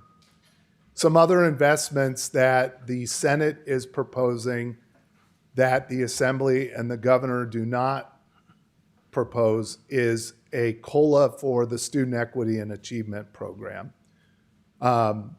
which is your most flexible categorical, goes to pay a lot of your counselors, and the Senate wants to put an additional $30 million into that proposal. Also, the Strong Workforce Program, the Senate would add $60 million statewide to that program. The Senate would also add $10 million statewide to help support your financial aid offices. Currently, under current law, the state provides $10 million a year for LGBTQ plus centers and support services. That runs out this year. The Senate is proposing $30 million for 3 years. The Assembly is proposing $30 million just for 1 year. I would imagine it goes through for at least 1 year. And then also the Dream Resource Centers. That runs out as well. There's $15 million on the Senate side that would be ongoing. Again, on the Assembly side, it's $15 million one time. And then just kind of on a higher level, I'll bring up Calbright College because people are always interested in that. The governor and the Assembly, or the governor and the Senate propose ongoing funding for Calbright College, while the Assembly says they're only going to fund it for 2 years and put some more accountability measures on it. There's the deadline, June 15th, for the Senate and the Assembly to come to agreement. And then they'll continue their negotiations with the governor for a final budget act. I'll give you a quick legislative update on the major bills that are facing community colleges currently as we move towards the end of session here. The big issue area, and one that we've seen for some time, is in the baccalaureate degrees and the ability for community colleges to offer baccalaureate degrees. The bill that the governor has vetoed 3 times, AB 2301, which would allow community colleges to offer baccalaureate degrees in nursing, continues to move. There are also a number of baccalaureate degrees bills that would have carved out specific items for specific districts. Those bills were all killed, and the legislature prefers to take a grander approach and look at allowing all community colleges to do it. So they said, we're not going to do this one-off stuff. We're going to find something that we can get everybody behind, and we'll try to move that. We're going to try to find a compromise between the community colleges and the CSU that opens up the pathway for all community colleges, and try to move forward that way. And there are 2 bills there that do similar things. AB 2694 from Assemblymember Alvarez, who is in the South San Diego, Chula Vista area, and SB 960, Senator Cabalden, who is in West Sacramento, Fairfield area. And what those bills would do is they would allow you as a community college to duplicate CSU programs so long as they weren't offered by a CSU in your service area. So right now, if Antelope Valley wanted to offer a baccalaureate degree and the only CSU that offered it was, say, San Jose State, you couldn't do it. This bill would say, as long as it's not being offered by any district or any CSU campus within Antelope Valley's service area, then you have the ability to also offer that. Additionally, if it is being offered by a CSU in your service area, but that program is impacted, then you may also offer it. So there's ongoing conversations between the CSU, the authors of those bills, and the community college chancellor's office, trying to find a pathway for a signature on those bills at the end of the year. 2 bills also moving forward.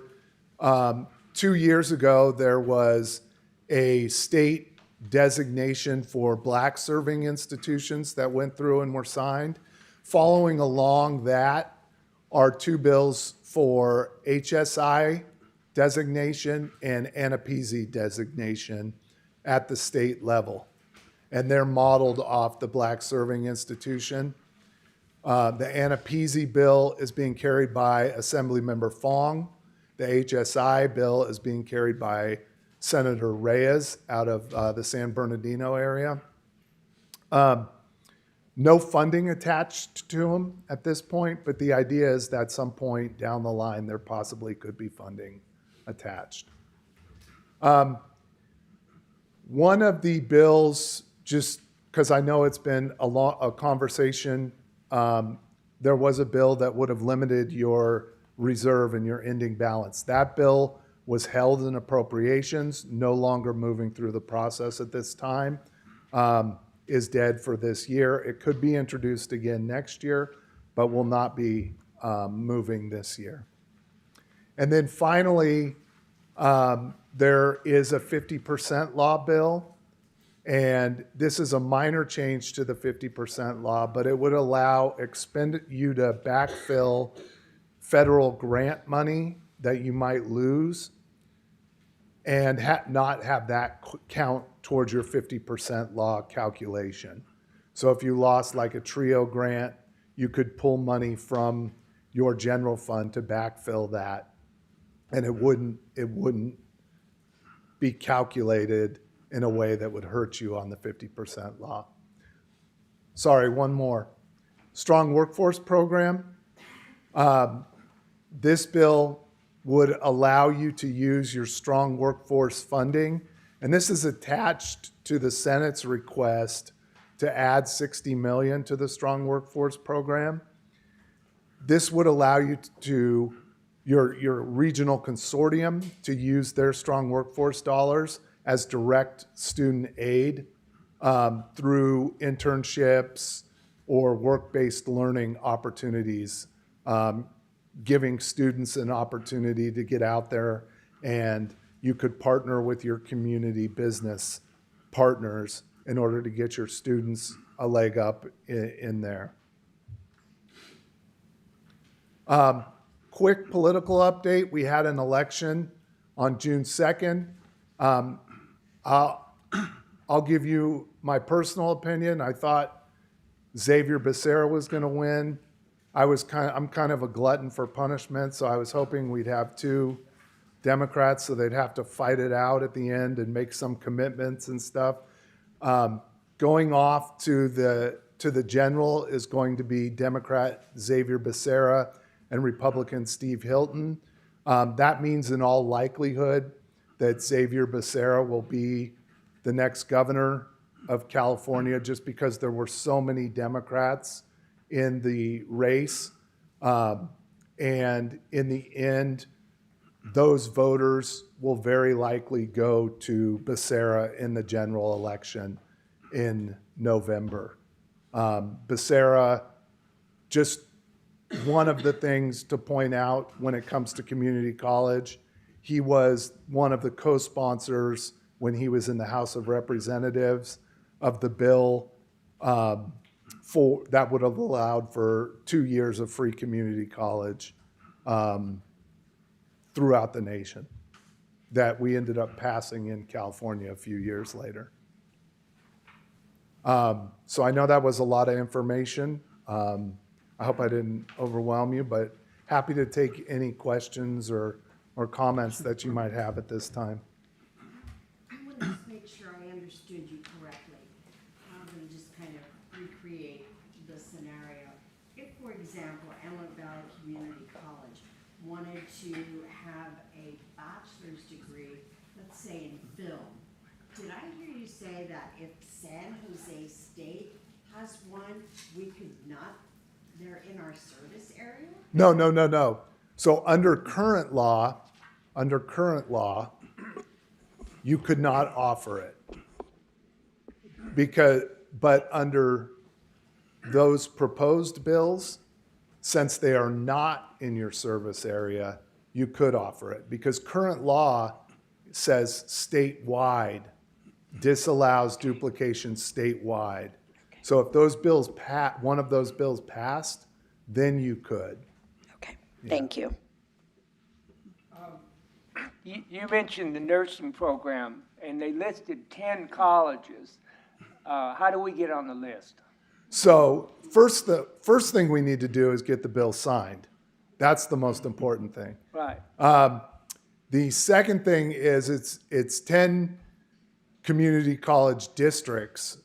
So potentially it could be, not in this district's case, but a multi-college district could have multiple colleges. But they will be selected by the state chancellor's office through an application process. And in the bill, there actually is a criteria to prioritize underserved areas.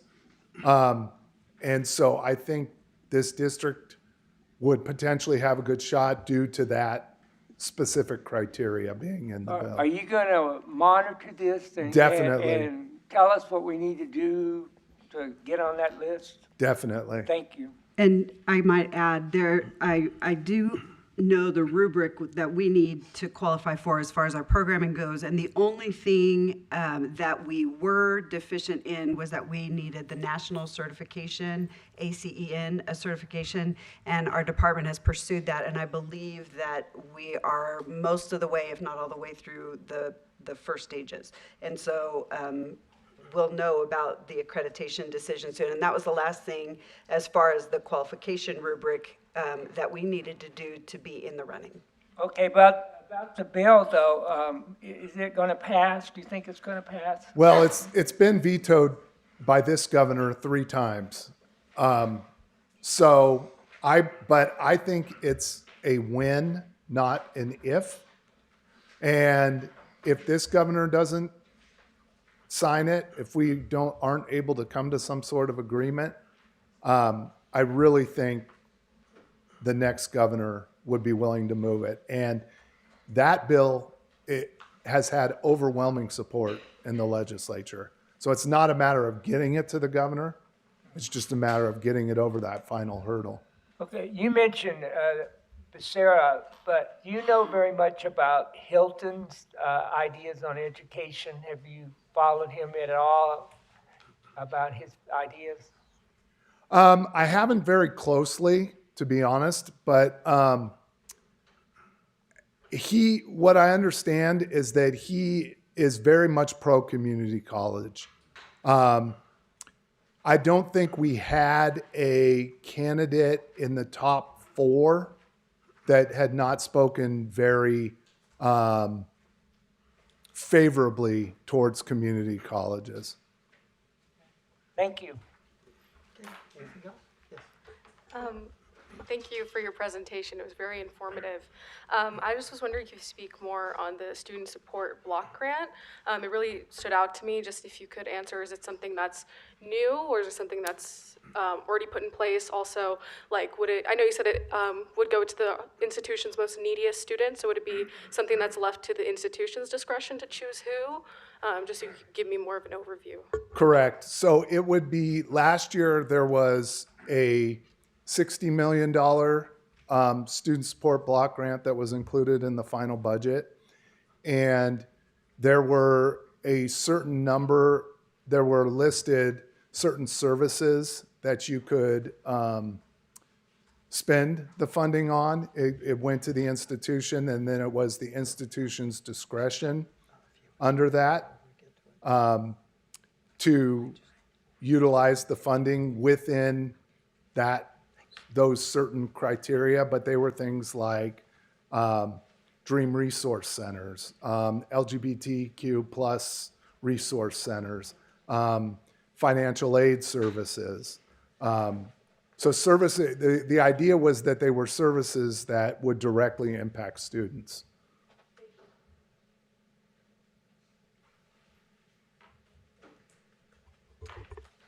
Any more questions?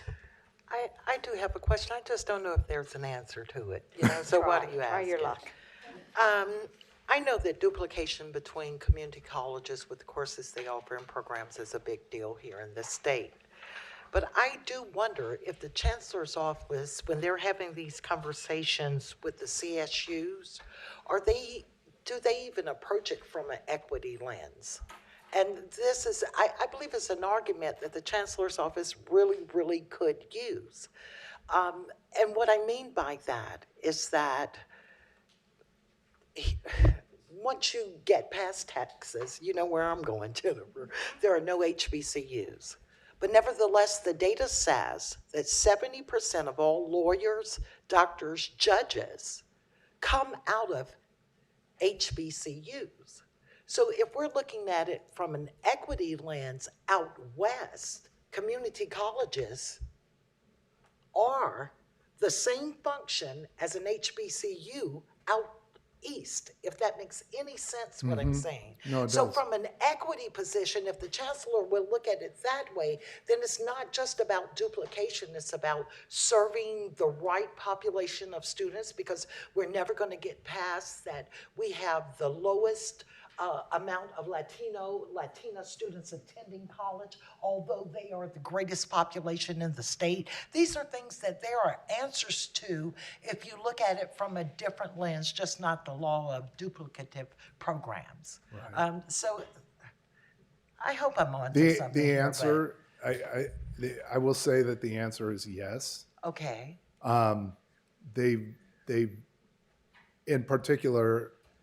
the last couple years, they've really looked at the nursing Okay. bills. This is the first year where they've expanded the breadth of the baccalaureate degree to incorporate everything in those two Yes. bills I talked about. Before, it was only nursing. Yeah. And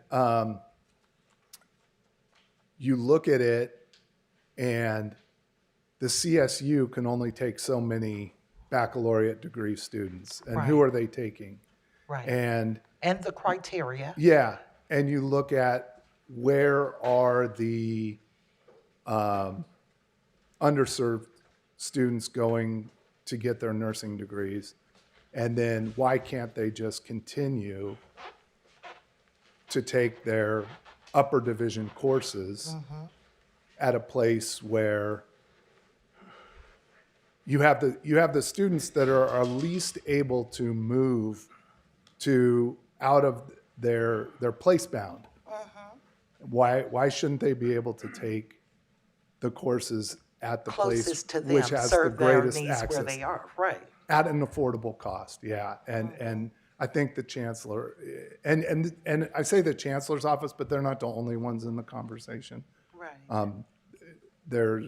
There's more. But Yeah, because I see the two tracks desperately chasing down the BSAI HSI funding, which is right, you should do it. But by the same token, not necessarily having programs that would produce the numbers for minorities that these programs do on the East Coast. So I think there's some accountability here that needs to be looked at, and maybe a larger lens, just not duplicating programs, but looking at student needs, meeting them where they are as you just described. Right. So this was really great. Thank you so much.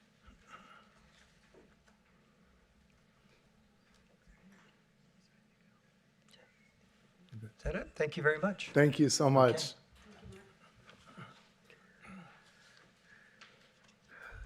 Okay, item 12.3, annual report of the Retirement Board of Authority.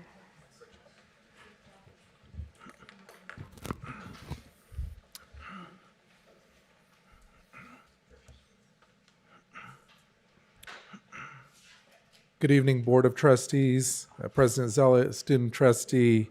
As the board's aware, the district established the OPEB Trust to help fund future retiree health benefit obligations and to better manage long-term liabilities. Tonight, you'll see a presentation on the annual report. This report provides an update on the trust's performance, investment results, funding status, and other information relevant to the district's long-term financial planning. At this time, I'd like to introduce our partners who administer and support this program. To present that report, we have with us Rosalind Washington from Keenan, Scott Rankin from Benefit Trust Company, and Mark Payne from Morgan Stanley. I'm going to turn it over to them. Thank you. Good evening, President Zealot and board members. Before I get started, for those NBA fans, San Antonio won tonight, so we're not very happy. My name is Rosalind Washington. I'm with Keenan Financial Services, and as Shami indicated, we are the program administrator for your OPEB Trust Fund, which is a Section 115 trust, specifically designed to cover your OPEB benefits. OPEB means other post-employment benefits, so that's all benefits outside of pension. So what I'm going to do is I'm going to give you an overview of our program, and then I'll hand it over to our distinguished colleagues here, and they'll give you an overview of your actual trust performance in your account. So first of all, the Governing Board of Trustees here established this OPEB Section 115 trust back in June 2015. The trust was designed to kind of like offset some of your funds that are set aside in the general fund to create an additional earnings so you can cover those OPEB obligations. So I'm going to give you an overview of what our team actually does, the responsibilities of the Retirement Board of Authority, which is an oversight board that you all selected, a 3-member board that consists of 2 management from Antelope Valley College and 1 trustee member. And then I'll give you information based on your current actuarial valuation study, which your actuary takes assumptions and creates what's called a total liability, so you know exactly what your obligations are in effect to the actual retiree health benefits. We'll go through a slide talking about your independent audit, and then the accomplishments and the goals and objectives of the district here.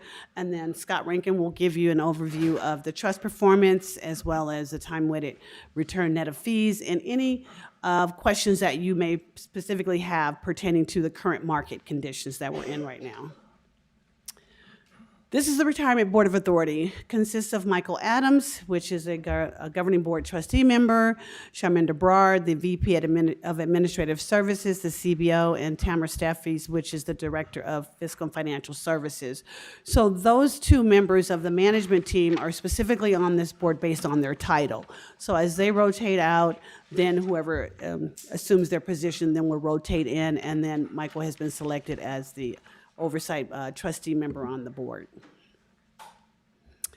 So the Retirement Board of Authority provides a high-level oversight of the program. It adopts and executes the terms of the trust, adopts the investment policy statement, which basically sets up what your asset allocation is, require Brown Act meetings, creating complete transparency. We meet twice a year, and then we meet and present once a year to the governing board.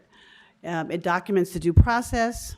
The trust provides local control, and our Futurist program structure mitigates liability for the district and the Retirement Board of Authority, basically saying that these are the prudent experts, so it's not your decisions on which investments to have in your trust, it's their job because they're the expert. So our roles are, I'm with Keenan, so we handle everything administratively. So it's my job to make sure that you are in compliance with Government Accounting Standards Boards or GASB 7475, making sure that you're in complete compliance with having your actuarial study done at least on a biannual basis. That's the report that kind of gives you an outlook of what your total obligation is for your retiree health benefits based on the benefits that you have bargained with your particular bargaining units. Scott Rankin with Benefit Trust Company, they are the discretionary trustees, so they kind of hold the funds. Almost like a bank, so to speak. And then we have Mark Payne with Morgan Stanley. Morgan Stanley is contracted with Benefit Trust Company, so they work together. They both have investment committees, and they work together to actually create the mutual funds and the funds that go within the mutual funds. This is your current actuarial study, and I'm no actuary, but I can kind of read and tell you basically what the report states. So if you look to the far right here under the key results, in June of 2024, your total OPEB liability, which is the cost or that you're obligated to cover for the retiree health benefits that are bargained to your faculty, to your classified members. At the time, the assumptions that the actuary used gave you a total OPEB liability of $9.7 million. And at the time when he created the report, you had a fiduciary net position, which is what your actual account balance was, of about $9.5 million. So you had $177,000 short, basically. If you look to the left, the June 30th, 2025 measurement date, you'll see that your total liability increased slightly, but so did your fiduciary net position. So at that time, when the report was generated last June, you had a surplus of $758,000. Your current estimated pay-as-you-go, which pay-as-you-go is the actual annual cost to cover those benefits, was just a little bit over $500,000. So you're in a good position there. This basically says the same thing. It kind of just shows you your balance. Your total liability at the end of 2023 was $9.7 million, and you had a net fiduciary position of $8.7 million, so you were shy of $1 million, but you've brought that up through contributions, through earnings. So a total one-year change from 2023 to present was, to 2024, the following year was $9.7 million, and you had a shortage of $177,000. So I'll just go through a couple of the bullet points at the bottom here. Typically, a typical year should show your net OPEB liability decrease, because as you're funding, the total liability should be going down. The benefits earned and the interest growth on the liability for the year are approximately offset by expected investment returns and benefits paid. So when you're funding the account and then you're earning at the same time, it should lower and decrease your total liability, which is the direction that you kind of want to go before you start taking withdrawals from the trust to pay those OPEB obligations and free up the funds that you have within your general fund that's currently paying those costs. Your total contributions annually for the past several years have been just a little bit over $387,000. In 2024, you produced a moderate decrease in the net OPEB liability due to investment gains.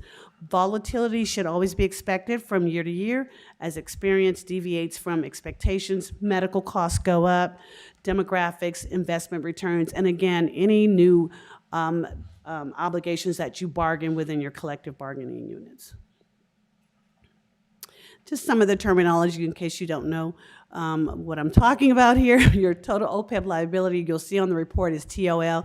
It just represents what is owed due to the promise to provide future benefits. So any employee that meets the eligibility guidelines, and I'm not sure what yours is currently right now, but let's say if you're qualified to receive the retiree health benefits if you work a minimum 10 years of service and you're a certain age, then you're going to move into that pool where you're going to be obligated, the district's obligated to pay those obligations. So it grows as benefits are earned, and with interest, shrinks as benefits are paid. The fiduciary net position, again, is the assets under management, which is the total account that you have within the trust. I'll slide this over to Scott and let him talk about the performance here. Good evening. This slide basically shows you a 2025 recap. You ended the year at about $11.5 million in the trust, and that includes contributions that you made of a little over $387,000. There was capital appreciation, a little over $510,000. Dividends also posting to the account, $461,000. And that's a bigger number than you might see in a typical portfolio because this portfolio is so heavily weighted in fixed income. So we do accumulate a lot of dividend income for this portfolio. And then if you're interested in today's market value, of course, there it is. Today's market value is $11,702,831.96. So for the last month or so, it's been holding pretty steady. The May performance should be issued here in the next week or so, and performance reports are available 24/7, 365 on our website to the retirement board members, and they can certainly pass that information along to the rest of you. What I wanted to do was spend a little bit of time on this slide. This is our portfolio summary. This is the most detailed investment information I can bring you tonight, and this is the report that we go through routinely with the retirement board members. This is a calendar year report, and you can see that you started the year of 2026 at $11.5 million. So far this year, collecting dividends of $136,000 and capital appreciation of a little over $12,000. You ended the month of April at that $11,709,000 number. Then looking to the left, you'll see the asset allocation. The investment policy statement, which we routinely review with the retirement board, establishes that asset allocation.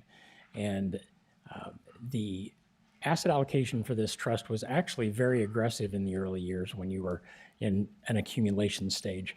Once you got to about the middle of 2021, you actually hit that actuarial milestone of becoming what they call fully funded, which is not really an accurate title for what that means, but in essence, your actuarial valuation was showing that you had more in the trust than needed to fund those future benefits from an actuarial perspective. So at that point, the retirement board thought it prudent to cut back on equity investments significantly, and so currently the portfolio calls for an asset allocation of 16% equities and 84% fixed income. The alternatives you see on that graph are real estate investment trusts, which represent an ownership equity interest in real estate. So that number put with the equity number is where you get to your 16%. Then below you see a number of different metrics. You see your own performance in that kind of gray line going across both gross of fees and net of fees. And then you see a number of benchmarks below that we compare performance to. I wanted to give Mark an opportunity to talk for just a minute about the markets, because that's such a fundamental part of our business, and it's basically fundamental to a lot of the things you do here at the college. So I want to pass it to Mark for a moment. Yeah, thanks, Scott. Great to see everyone. So big picture, what's going on in the market? The story over the last few years has been the dominance of just a handful of tech stocks that have really been driving the market. This term Magnificent Seven of Facebook, Amazon, Apple, Google, NVIDIA is a chip maker. It's now the largest company in the world, have really been driving the market over the last number of years. The first quarter of this year, we had an interesting rotation because of everything going on overseas with Iran. Price of energy goes high, and the market was actually led by the energy sector, and we saw a rotation out of technology. There was a point in the first quarter where a company like Chevron was up 30% on the year, and a company like Microsoft was down 30%. That's a very unusual spread and rotation. In the second quarter, we're seeing a little bit more rebalance back to the way we've been going the last few years, with technology leading, energy coming down a little bit.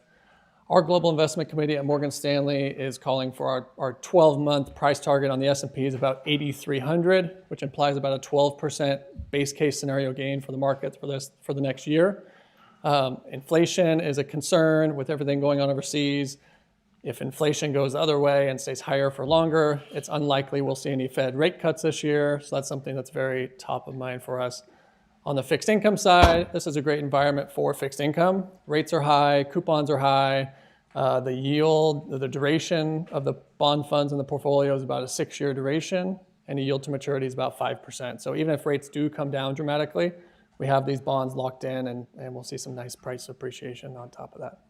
So yeah, have a good first part of the year, and we think we'll continue the rest of the year. Okay, so this trust account is also included in your year-end annual audit report. So the audit showed that there was $10.7 million in the trust fund, and the auditing firm concluded that there were no audit findings or recommendation within the trust. So our 2025 accomplishments, we reviewed the investment policy in compliance with benefit trust agreement, which we do on an annual basis. And that's when we come together and we ask, were there any recommendations as far as the asset allocation is concerned? And we just recently met in April, and there were no additional recommendations or suggestions to change that current asset allocation. Keenan provides a written summary of the substantive plan. The substantive plan is an additional service that my company provides, and what it is basically is a data collection. So when we come in, and when this district had, through resolution, decided to establish a Section 115 trust for OPEB, my team and I came in and did a data collection. So we collect every bargaining agreement, summary plan description, anything that specifically involves the retiree health benefits, not the active employees, but just the retirees. And then on an annual basis, we then update that information. So with every new actuarial study, with every new audit report, any changes, if the district decides that they're going to move from offering Kaiser to Blue Cross, that's information that my team and I collect, so you know at any given moment in time exactly what retiree health benefits are offered, and then we send that over to the district. So as I said, Keenan works as an extension of the administrative staff here of the district, so you don't have to do all that for yourself. We meet semi-annually, once in the fall and once in the spring, and the district will decide whether or not they're going to continue funding the irrevocable trust to lower the liability. But as Scott mentioned, you are currently at a fully funded status. So our goals and objectives for the district is to continue to have Keenan provide a written summary of the substantive plan in accordance to GASB 7475 OPEB requirements. We're going to evaluate and assess the district's ability to maintain the fully funded OPEB trust. It's a moving target. Sometimes it's based on market volatility. And we're going to discuss the district's time horizon for accessing those funds, because that's what the trust is. That's the purpose of the trust. Once you build it up, is to have those monies come out and to actually pay your actual retiree health benefits, the cost of those on an annual basis. Any questions for myself or any market questions go ahead, sir. Yeah, I have two questions. I couldn't figure it out. How much do you, all three of you charge us for this, your services? Well, Keenan, we all have our individual fee schedules. You know off the top of your head? I would say that our fees are probably in the neighborhood of about 40 basis points. They work for us, we pay them, so you don't Yeah. pay them directly.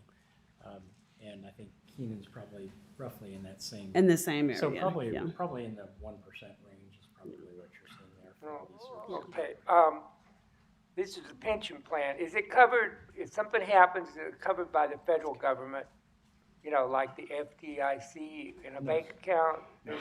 There's no insurance on this, on these funds? No, sir, that's why you hire professional fiduciaries, because this is a very highly regulated area of investment. These are public funds. The state law is very specific as to the management of these types of portfolios, and you need to be hiring professionals that do this as their full-time job.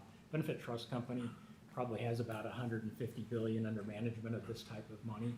We're professional fiduciaries from coast to coast, primarily working in the ERISA space. If you've worked in private industry, you know that ERISA is the law that covers private pensions and profit-sharing plans, and it's known worldwide to be probably the most detailed and comprehensive and restrictive body of law in the world. And so it's highly technical.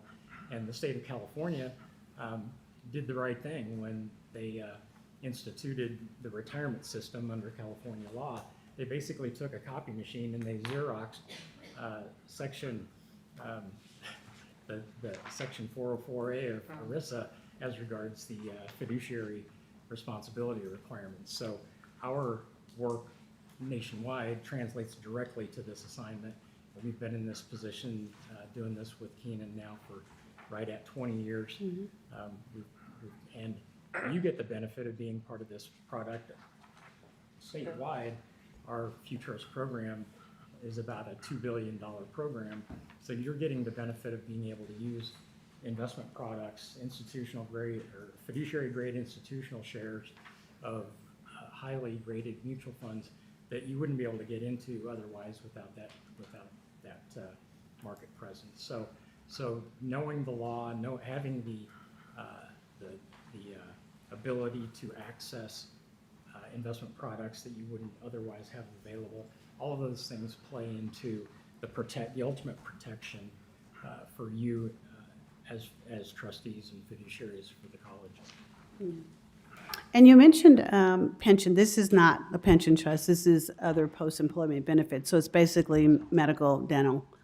This board did vote years ago to establish a Section 115 trust for pension, but that has not been set aside yet. So I just wanted to add that we currently have about 75 clients. 22 are community college districts, which a few of those have both OPEB and pension trusts. We have approximately 25 auxiliaries on the CSU campuses that we manage funds for, along with K-12s and lots of municipalities that we also manage funds for. And like Scott indicated, our complete total balance that we are managing right now is about $2 billion.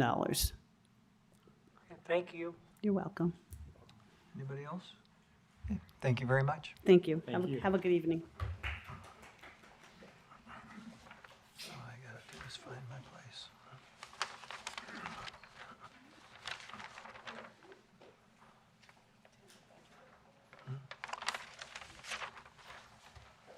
Okay, now we have the tentative budget. A lot of numbers, a lot of budgets tonight. Good evening again, trustees, President Zealot, student trustee. This presentation is the same presentation or a similar presentation to what we went through with the study session about a week and a half ago. Some of the figures have changed. So when we get to those slides, I'll make sure I highlight some of those changes. Okay. The topics that we're going to be covering are the state budget process, go through the timeline, reporting deadlines, Governor's May revision, highlights from that, the student-centered funding formula, the 25-26 estimated actuals, assumptions that went into developing the budget, and then finally the 26-27 tentative budget. Shown here is the state budget process. Mark from MGI went through this process in depth, so I'm not going to go further into this, but right now legislatures are meeting to hammer out and negotiate their budget. Our own internal budget development timeline is shown here. We started meeting with departments, fund managers, I believe in April. In April and May, we started developing the budget document, communicating, had a meeting with Strategic Planning and Budget Committee, all in preparation for this tentative budget which we're sharing tonight. After this, we'll wait for the state enacted budget. We'll incorporate changes from that enacted budget into our budget document, and then that will all culminate into the adopted budget report that we'll present to the board in September. Our financial reporting deadlines for 26-27 are shown here. We have to hold a public hearing on we need to submit a tentative budget to the county officer by July 1st, hold a public hearing on the proposed budget, and adopt a final budget by September 15th.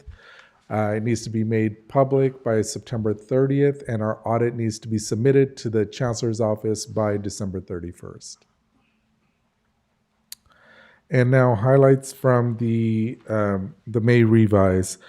Budgeted revenue in this revise comes in at $349.4 billion. That's about 8.8% over the prior year.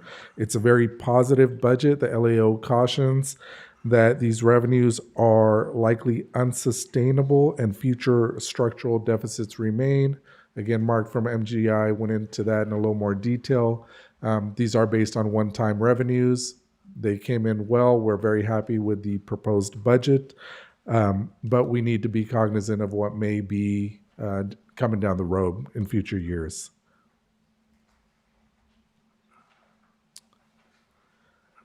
The May revise projects $127.1 billion for Prop 98 in total for community colleges. $291.9 million is allocated to fund the statutory COLA of 2.87%, while $146.4 million is provided for an additional discretionary COLA of 1.4%, bringing the total SCIF COLA to 4.31%. It provides $33.8 million for the 0.5% enrollment growth in 26-27. The May revision fully repays the $408.4 million deferral from the 25-26 budget, and it reflects a $29.9 billion dollar value for reserves at the end of the 26-27 fiscal year. The 1.4% discretionary COLA requires the implementation of AB 65, which provides up to 14 weeks paid pregnancy disability leave. An additional $36.7 million supports COLAs for selected categorical programs and adult education. The May revision maintains $36 million one-time and $5 million ongoing funds for the Common Cloud Data Platform, $35 million one-time and $2 million ongoing for credit for prior learning, $100.6 million for one-time student support block grant. That block grant can go for basic needs. It can go for mental health counseling and other student needs. It can be a pass-through to students, but it can also help administer some existing programs. So there's local discretion there on how those funds are used. Okay.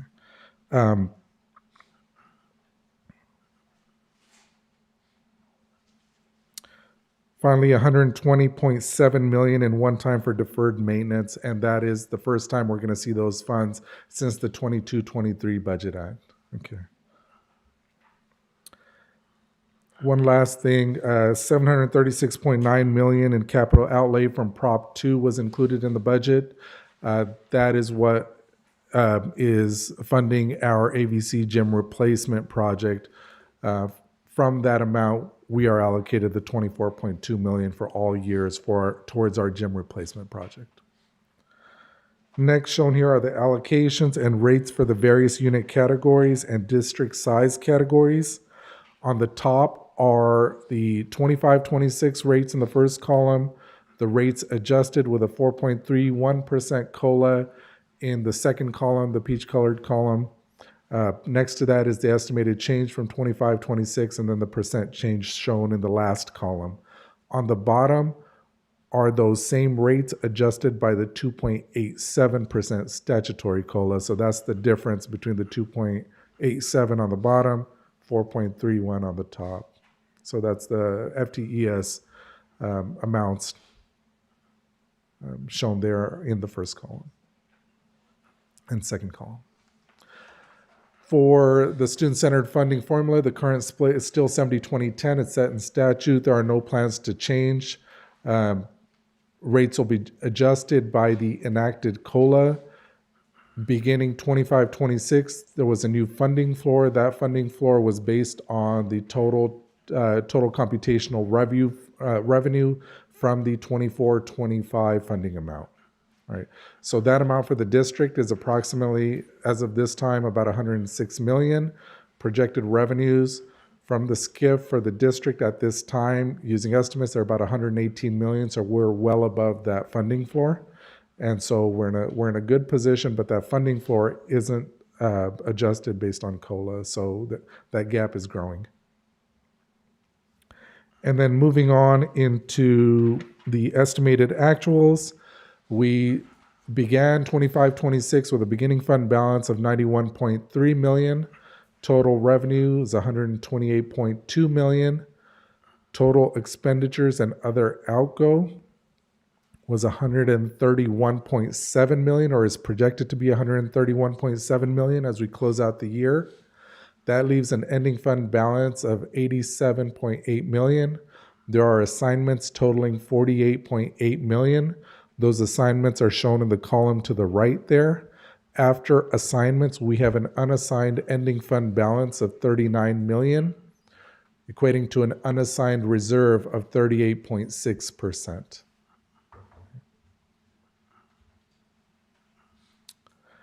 And shown here are two charts that show the revenue and expenditures for the entire general fund, which includes both unrestricted and restricted funds.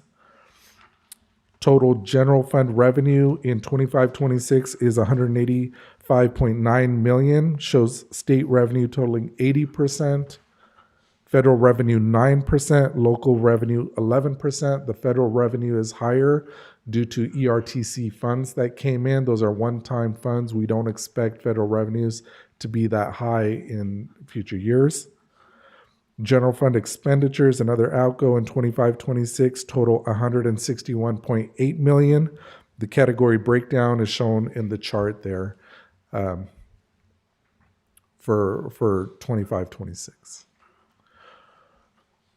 This slide here shows all funds, revenue across all funds in 25-26, $292.5 million. Expenditures are projected to total $257.9 million, resulting in a surplus there of $34.6 million. That surplus is due in large part to restricted funds in Fund 12, as well as capital outlay, where funds were transferred into that fund, showing that surplus. These figures will change as we close out the year and get those restricted funds either deferred or further spend down those funds. Assumptions that went into building the 26-27 budget. The student center funding formula, it's based on actual SCIF revenue. It's not based on prior year stability or hold harmless. We assumed a 2.87% statutory COLA in our revenue projections. Lottery unrestricted amounts are $190 per FTES. The SCIF COLA assumed funded FTES of 11,381. At P2, our reported FTES were about 11,800, slightly above that. So the difference there is our unfunded amount, which is over $2 million. So that is why that growth funding that was discussed earlier is critical for the district. The budget assumes a TCR deficit of 3%. It does include step and column increases. It accounts for the pension rates that are listed there. It includes an inflationary factor of 5% for supplies and contracts, 8% for utilities, and 8% for fuel. And those other payroll factors have been included. Long-term commitments have been budgeted. Ongoing district obligations are included. Right? Vacancies were budgeted in full. That assumes that all vacancies will be filled beginning July 1st. That is typically how we budget, and that is the same practice that was used in developing this budget. Based on that, we plan to begin, or we expect to begin fiscal year 26-27 with $87.8 million. This is the unrestricted general fund. We expect revenues of $122.6 million. We expect total expenditures and other outgoes to be $124 million, leaving a deficit of $1.4 million and an ending fund balance of $86.3 million. Assignments for 26-27 total $54 million. I'll go through those assignments in a second on the right, because that is a change from the budget study session. We are projected to end 26-27 with an unassigned ending fund balance of $32.3 million, or an unassigned reserve percentage of 24.5%. Okay. The assignments on the right, the employee retention tax credit funds of $15.4 million are assigned. They were one-time funds that the district received through its COVID mitigation efforts for keeping employees on staff, ensuring that our employees and the district staff remain employed. Student housing, a local contribution. The student housing grant application is open. The district is expecting a local contribution of approximately $10 million. Our application has a direct construction contribution included of $7 million. There's a $3 million difference here for soft costs above and beyond pure construction costs. That is a change from the budget study session. That figure was not there. Okay. The other figures, capital projects protection, ITS phone replacement, et cetera, those were all included in the prior study session. Then again, we have the general fund summary here. Revenues in 26-27 for the general fund are projected to total $169.8 million. State revenue makes up 86%, federal 2%, local 12%. 26-27 budgeted general fund expenditures are expected to total $171.3 million. Percentage breakdown is shown on the right there.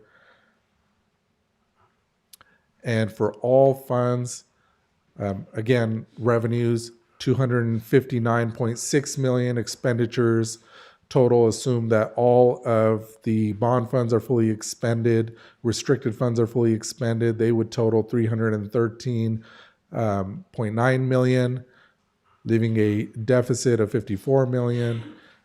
This is representative of all funds there for the budget year. And then the 26-27 outlook, again, the key here is 2.8% statutory COLA, 1.4% discretionary COLA. As we heard this evening from Mark, the COLA is projected to be 4.31. Once the state budget is enacted, we will use that number, whatever it is, 4.31 or whatever the final number is. That will be the basis of our revenue projections. Structural deficits are going to remain in future years despite the current revenue strength. We have a very strong, healthy fund balance that'll help get us through any turbulent times that might come. There is ongoing federal policy uncertainty regarding, Medi-Cal, CalFresh, and other programs that impacts the state. And so there is concern there. There are increasing operational costs, as we're all aware, because we face them in our personal lives. Fuel, energy, inflation is here, and it seems to be persistent. And then we do have one-time funds that require strategic and timely deployment. We have to figure out some plans for some one-time funds that the district was allocated over the last few years. Any questions? Thank you, Vice President Barr. Just a couple quick questions. When you talk about the 4.31 COLA, is that with the assumption that the Assembly Bill 65 will pass, or has it passed already? My understanding is it has passed. So we are going to be implementing 14 weeks of maternal Yeah, for our, disability. for our employees. And also, one other quick question on the grant. Can you give me an idea about how many mental health therapists we employ at Antelope Valley Community College? Technically none. We have a contract with Parts Altadena, and they have one. They'll be adding a second one. But we as a district, there's none. Yeah, that is correct. Need, but I'm licensed. But as that role, it's an outsourced activity, and then we have time of care, which is actually on the agenda tonight, which is 24/7 for mental health and physical health for our students. And is it difficult to outsource those positions? Well, we contracted Barts Altadena, which is a full medical clinic. So they have both mental health and physical health, so they do the staffing. And yeah. I think they're looking for always more therapists. And that is because we do not try to hire within the mental health. I think it was just a decision institutionally to have health services be done through a contract instead of us employing nurses, doctors, therapists, billers. I mean, it's the whole gambit. It's not just one therapist. It's the whole clinic. The Student Health Center, Trustee Gaines, was a part of the new Student Services building. And the deployment of that center, it started with outsourcing. And so what we wanted to do was develop that program slowly, see what the needs were, see what the resources that are available are, and then, working collaboratively, we decide where and how to staff it permanently if we go that route. Thank you. Thank you for this great overview. I just had a question related to the unrestricted general fund summary for 26 to 27. I noticed on there the inclusion of the CPAWS student support. Right. I know if this is the CPAWS, I'm assuming it is related to financial aid. I know how much its implementation impacted students. I just Sure. want to see what that student support looked like. So you're absolutely right. It did impact students, and it impacted students to the point that we had to pull it back because we didn't have a good process developed around it. So what we found was the students' aid was impacted. They couldn't, obviously, Pell distributions, financial aid, in any given number of ways. What we've done here is we have a set-aside amount. In addition to any block grant or anything else that we can also utilize, we have $500,000 of unrestricted funds that we could use to distribute to students to supplement any aid that they did not receive or aid that they would need here. So the deployment of this initiative will depend very much on our DegreeWorks implementation. So in this next year, firstly, we're going to have to implement our degree audit system. Along with that, our scheduling system, and then build into that course program of study. It may not happen in the next calendar year. It may require 2 years, but we will build that process so that there is minimal impact to students, because the last thing we want to do is go live again, impact students, and then have to pull back an initiative again. Right? You're welcome. Sean, may I have a quick question? Sure. Did I hear you say the 25-26 year is ending with 24.5% reserves? Where did I hear the 26-27 is ending with 24.5%. Right. Okay. Unassigned. Unassigned. Unassigned. Okay, thank you. Unassigned. Yep. Thank you. Yep. Yes, sir. Did you put the 7.3 for the pension stabilization? Is that in the budget? It is in the assignments. Okay, the assignments. Okay. Now, I don't know if it was in the capital plan or in this budget. There was going to be $4 million allocated for a new campus in Palmdale. Is that in here? Or is that in the capital? That is not in here. Yeah. Okay. One more thing. You applied for a $10 million housing grant? No, we applied for, I believe, I don't want to misspeak, it's over $60 million. And No, I mean student housing. yeah, for the student housing grant, what we're applying for is over $60 million from the state. Right. And we are contributing. What we've done is assign $10 million from the local level, saying we'll contribute approximately $7 million towards that construction, so that our application is prioritized according to that rubric in a more favorable way. So that'll help us possibly get that $60 million. So what we are locally contributing to that project would be approximately $7 million towards construction, with the assumption that the state will fund the remainder, or the remaining approximately $60 million. Okay, thank you. Anybody else? Okay, thank you. Thank you. Okay, moving along to consent agenda. Do we have a motion? So move. Second. Second? Second. Okay. And we have 13.5, so we have motion and a second, and Bridget Cook.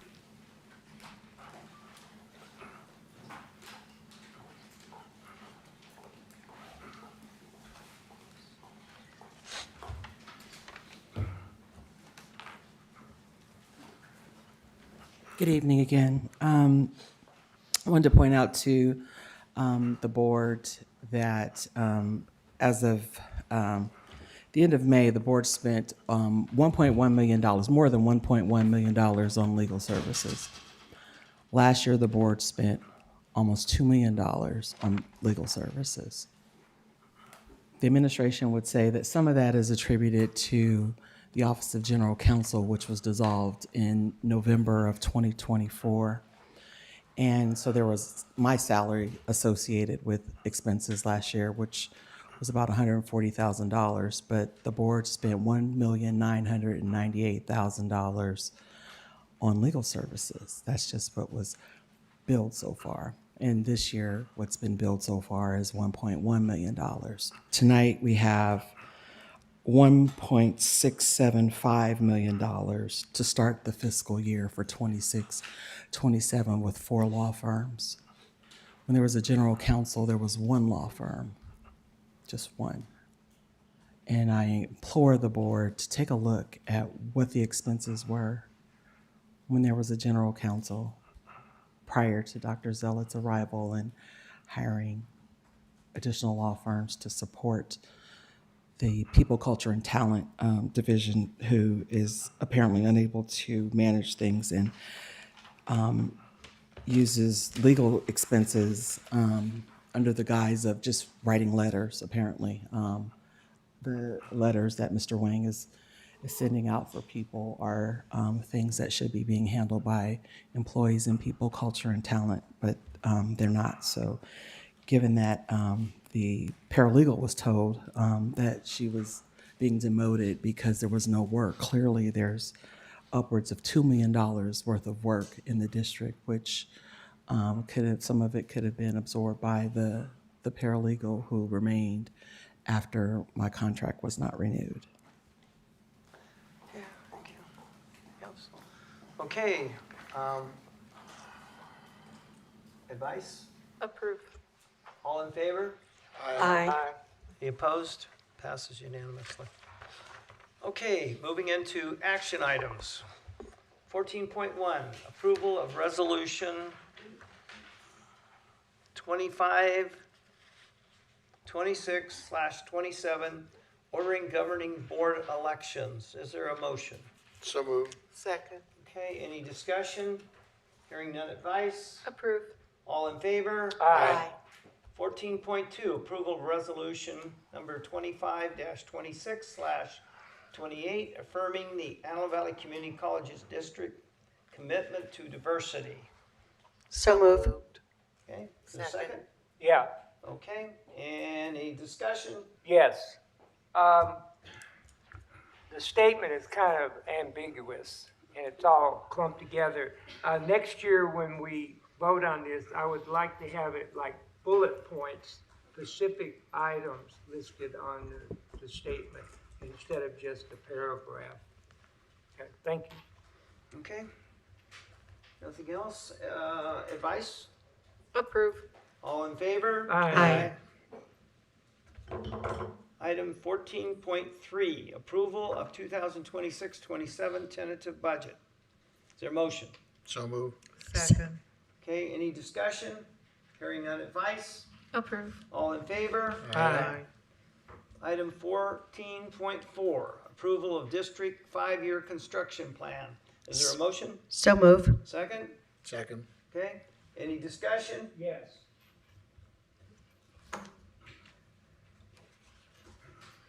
The board, years ago, approved to build the commons. And part of the commons was to move the bookstore into the commons with cafeteria. According to what I could research here, somebody in the leadership decided that they wanted to make changes on it, not asking the board what they thought about it. And they decided to put student offices and so forth. And then they were going to move the bookstore into the hub building, which is questionable now. So here we are with the administration unilaterally changing what the board originally agreed to when they built the commons. So now you're asking me to approve a 5-year capital plan, and there's no guarantee that you're going to not change it and do it your own way. So, you know, it'd be nice if the administration consulted the board when they make unilateral decisions that overturn a board's decision. So I'm voting no on this, because I'm not going to be burned twice on this thing. If you want to do something and you talk about it specifically, that's fine. We'll talk about each item and we'll understand what's going to be. We're not going to approve something and then have you come along and decide, well, we don't have space.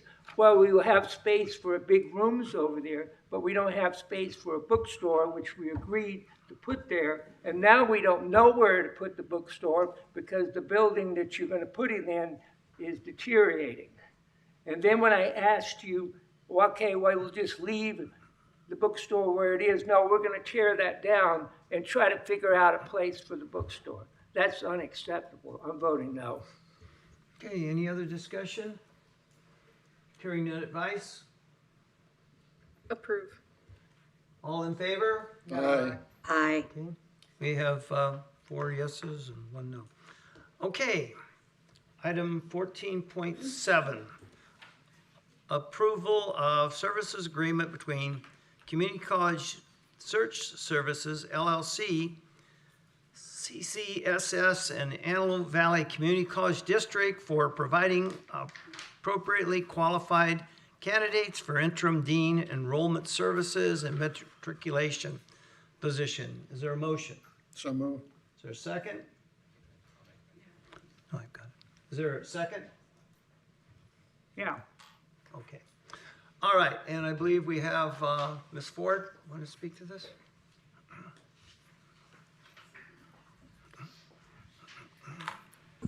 Good evening. I think we have used this consultant firm before, and I had some concerns because it seemed like we weren't getting very diverse pools. So then we started just using our own committees to have hiring committees.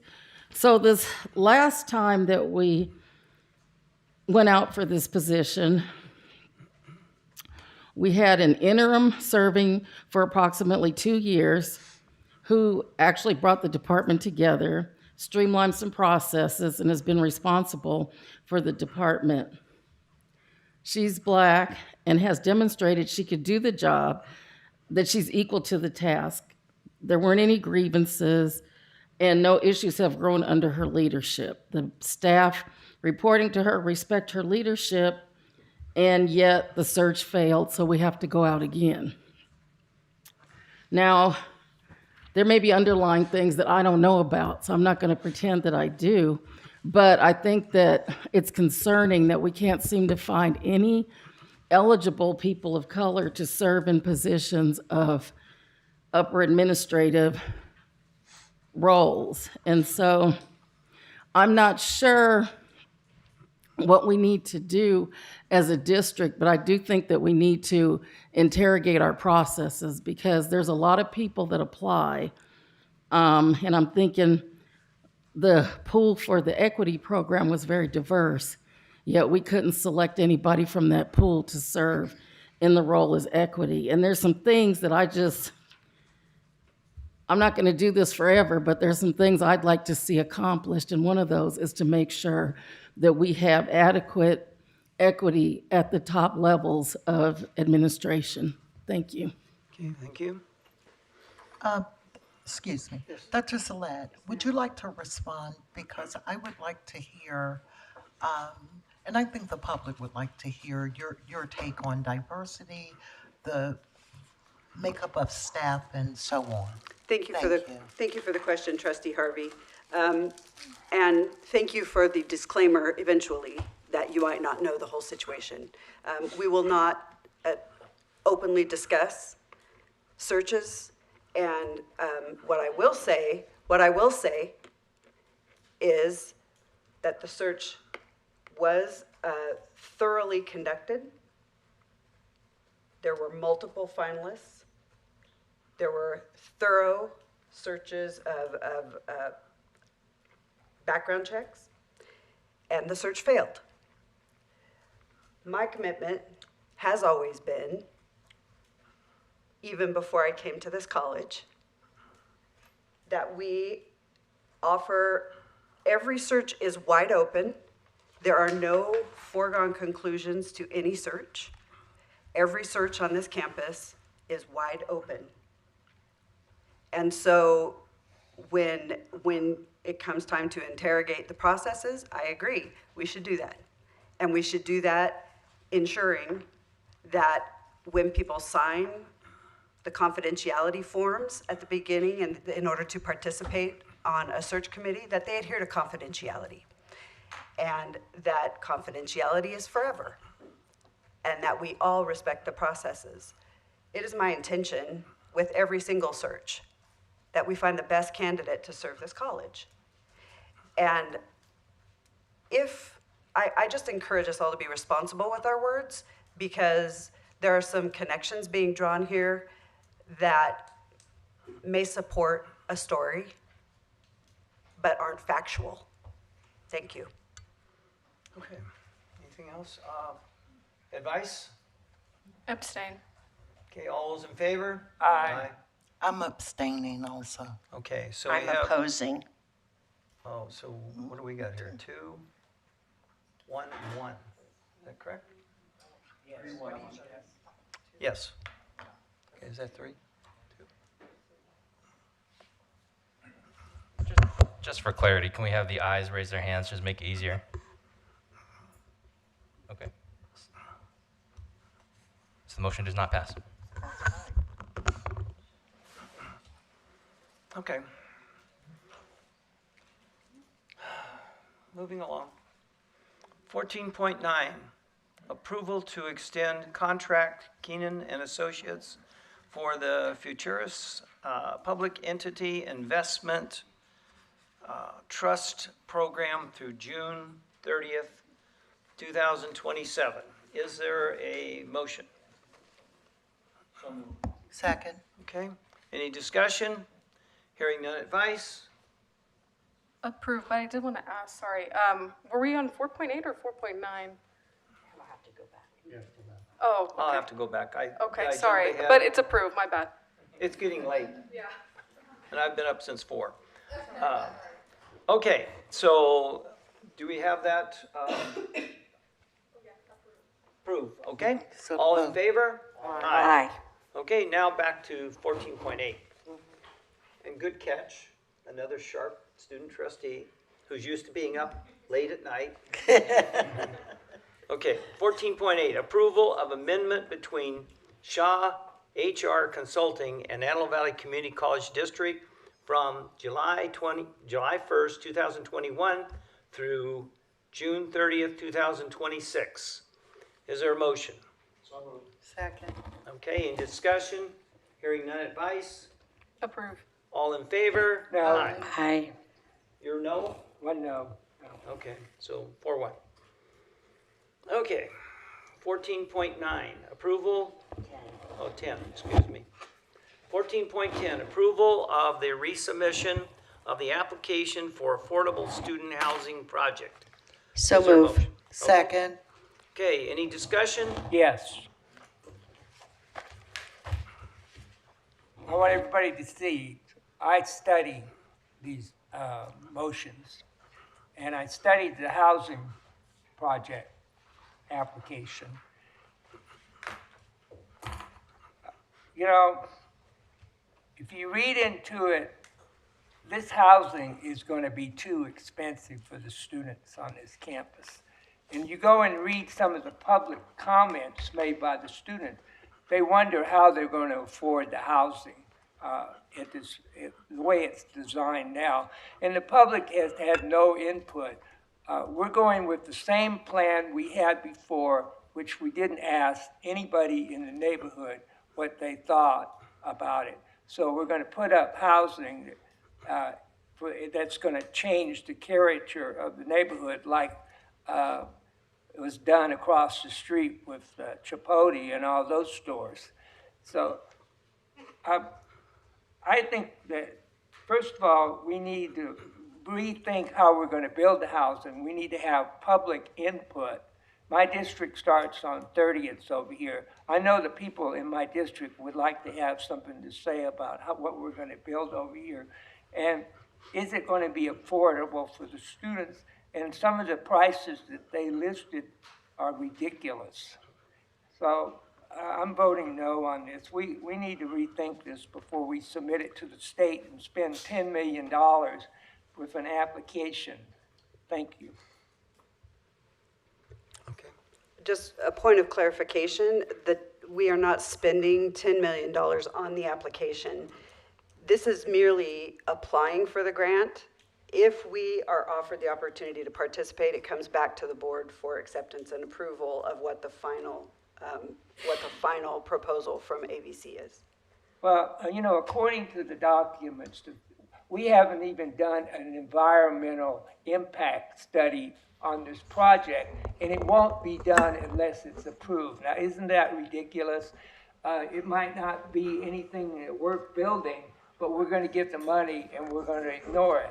And so it says in here, if I'm correct, that if we get the money, we're going to have an environmental impact study. Is that correct? Yes, sir, because of the costs associated with the environmental study. Yeah, well, why don't you have the environmental impact before you tear up the neighborhood and ruin the community?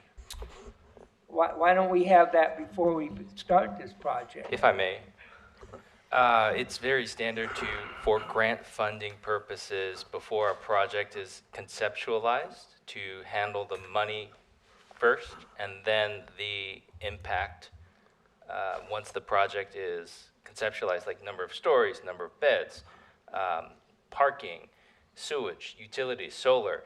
At this point, there is no project because no developer has identified any parcel, the developer has identified any structure to be built. It's preliminary and it's premature. Well, you know, I bet you what's going to happen, what happened to the Walmart where they were going to build across from Quartz Hill High School, you're going to get a lawsuit by a consortium of the homeowners around here. This thing ain't going to be built. Not during our lifetime. I bet you're going to get a lawsuit. Okay, can we not speculate? I worked for cities for 24 years. I've heard all this before. It's going to impact the neighborhood, traffic, all of this stuff. Let's just go through and find out.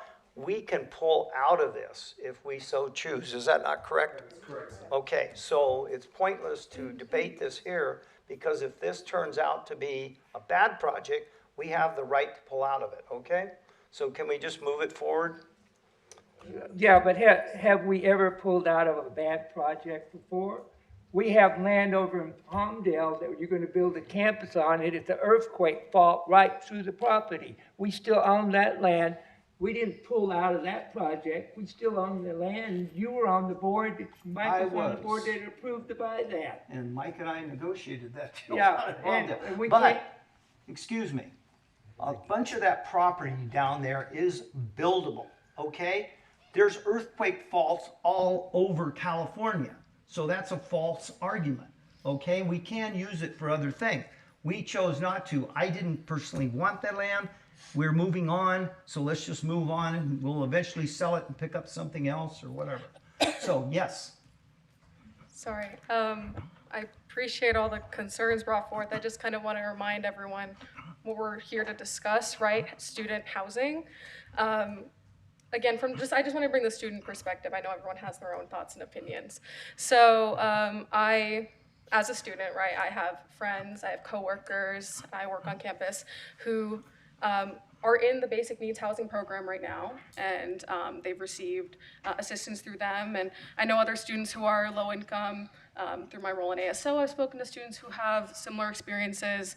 So I just think having a housing facility is what our students need right now. We have student parents who this would greatly impact. I got to speak to the president more about the specifics of this facility, and I just think it's something worth pursuing from the board perspective. Thank you for putting it. Thank you, Ms. Dumont. Can we give our student trustee a hand, please? Thank you. Okay, we have a measure on the floor. Yes, sir. So, advice? Approve. Okay. All in favor? Aye. Any opposed? No. Okay. One opposed. Is that Michael? Okay. 14.11, approval to utilize the Foundation for California Community Colleges Master's Services Agreement with Timely Telegraph Telehealth LLC. Is there a motion? So moved. Second. Okay, any discussion? Hearing none, advice? Approve. All in favor? Aye. Okay. 14.12, approval of services agreement between Southland Industries and Antelope Valley Community College District utilizing Perkins and Economic and Workforce Development Funds. Is there a motion?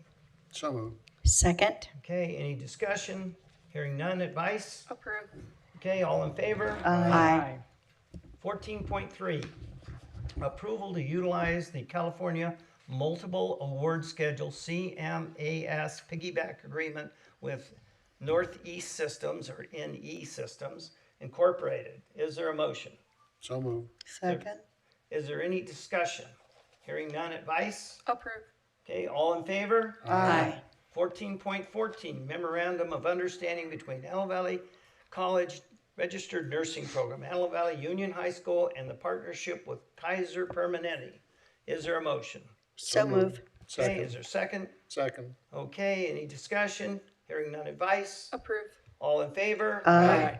14.15, approval of ratification of clinical affiliation between Antelope Valley Community College and Ridgecrest Regional Hospital effective June 1st, 2026 until June 1st, 2028. Is there a motion?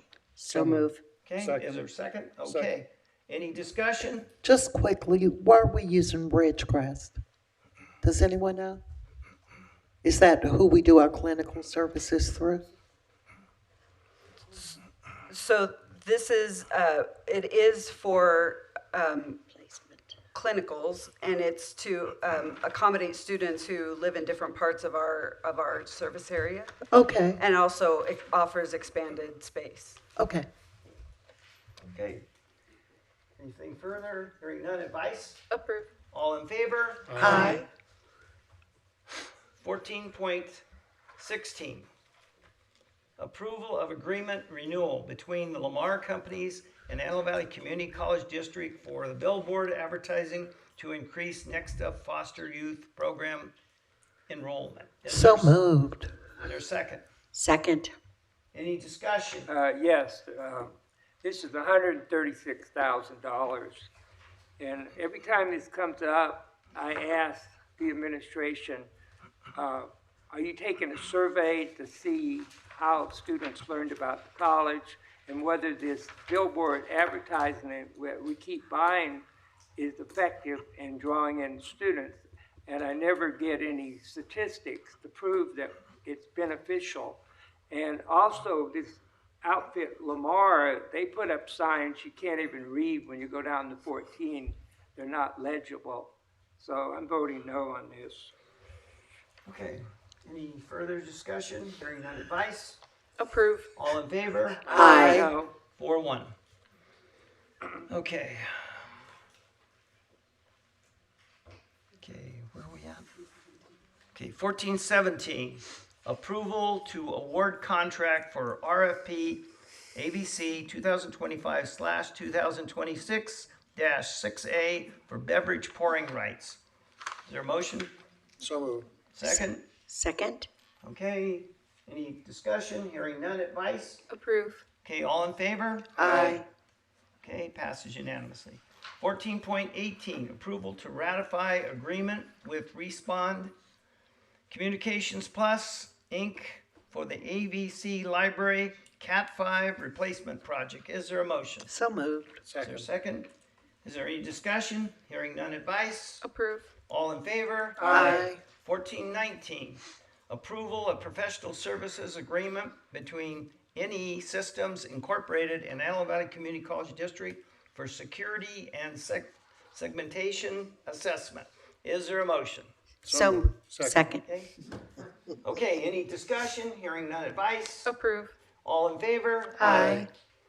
14.20, approval of bookstore service agreement between Barnes & Noble College and Booksellers LLC and Antelope Valley Community College for bookstore services. Is there a motion?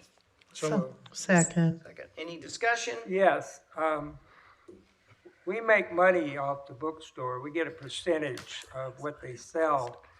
And it would have really enhanced our profit margin if we had a bookstore in the commons where people could come to the bookstore and into the cafeteria. Thank you. Dr. Salat, I would like to just make a quick request around the bookstore conversation.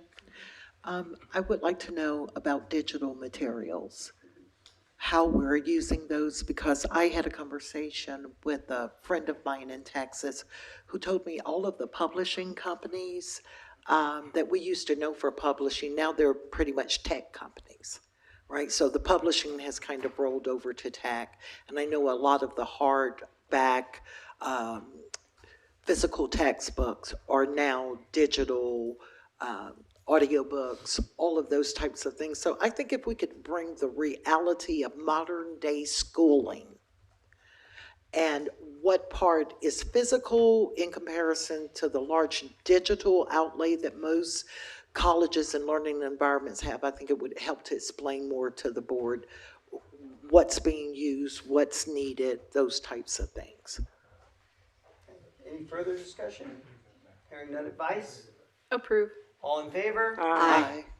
14.21, approval of academic policies and procedures, AP NP. Committee's recommendation of course listing for fall 2026. So moved. Second. Okay, any discussion? Hearing none, advice? Approve. Okay, all in favor? Aye. 14.22, approval of field contract with for services and Coast Construction Group for the Auto Lab reconstruction. Is there a motion? So moved. Second. Okay, any discussion? Hearing none, advice? Approve. Okay, all in favor? Aye. Okay, 14.23, approval of amendment number 2 to the services agreement with North State Environmental for providing hazardous waste removal services for the district. Is there a motion? So move. Second. Okay, any discussion? Hearing none, advice? Approve. All in favor? Aye. Okay, passes unanimously.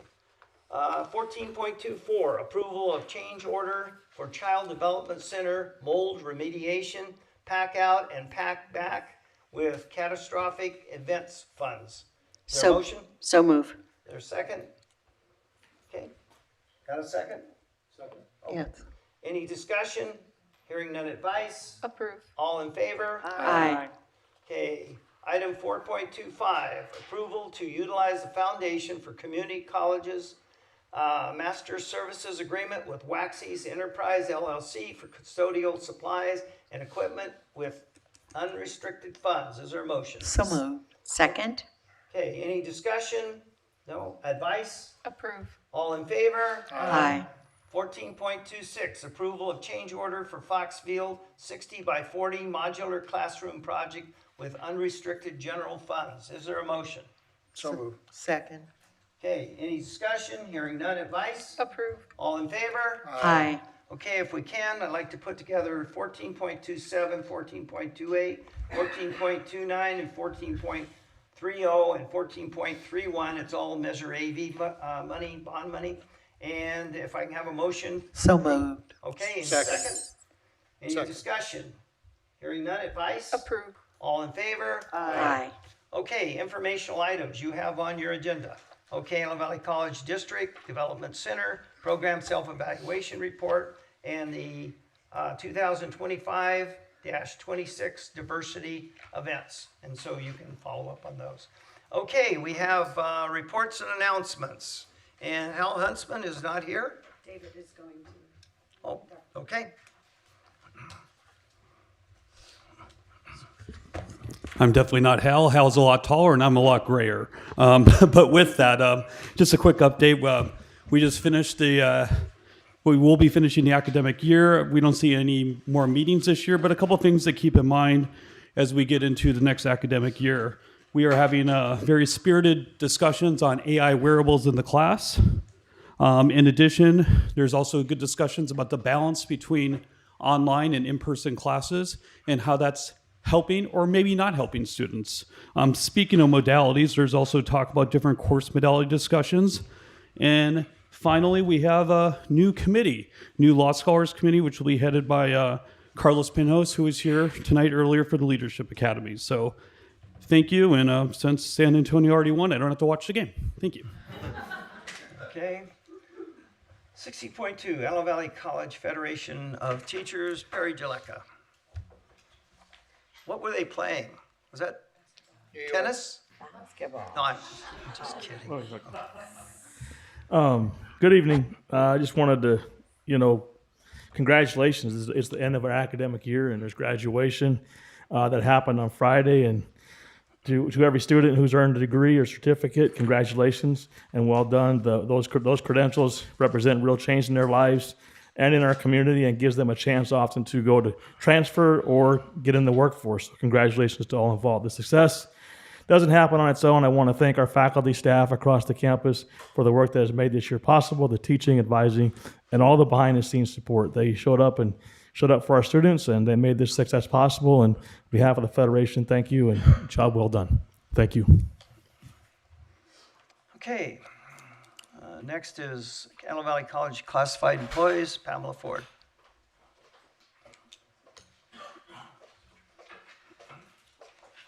Before I begin, I want to clarify something. When I come up here and speak to you on the dais, I speak to you respectfully. I've been here over 37 years. I know I'm due respect. So I don't need the tone, I just need the answers. Now for my report, I understand that classified recognition, the event was flawless, and we had honorable guests at the event. And I understand Michael Adams and Michael Rivas attended the event. Thank you so much. The classified appreciated that. I would like to extend my appreciation to you both for taking time out of your schedules to attend. It meant a lot to the classified. And also I want to extend my thanks to the administrators and CMS and classified and all who participated in the committee.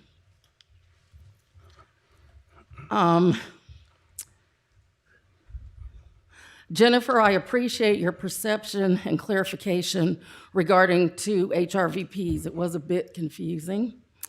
It did seem like, they're in the same role, and I thought, unless memory doesn't serve well, that we were told that that Linda Beam was an interim. And I can't find a contract, and Lord knows I've searched.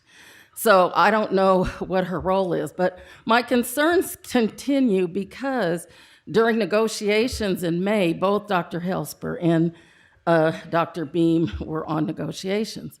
So it piqued my curiosity. You clarified the pay issue, that they're not being paid. And so I'm just kind of curious, and I'm not clear. Ms. Beam participates in disciplinary actions, makes recommendations for terminations, interprets collective bargaining agreement language, participates on negotiations, gives directives to those working in PCT, communicates with employees on leave, and she introduced herself as Dr. Helsper's replacement while she was off, or I don't know if she's back yet or not. We have a VP of PCT and a director. So what is the role that Ms. Beam is filling? If you can't answer that now, that's fine. But it's confusing to me what the roles are. And lastly, I'll say, I also would like clarification on clarification, because when any of us come up here and speak from the dais, once we come up here and speak, we don't get to speak back to you. And so is there a process so that when somebody says something from the dais that we can respond back to it? If not, then it seems kind of unfair that comments can be made, but we can't respond to them. Have a good evening. Thank you. And confidential management, Ashley Hawkins, I didn't forget you.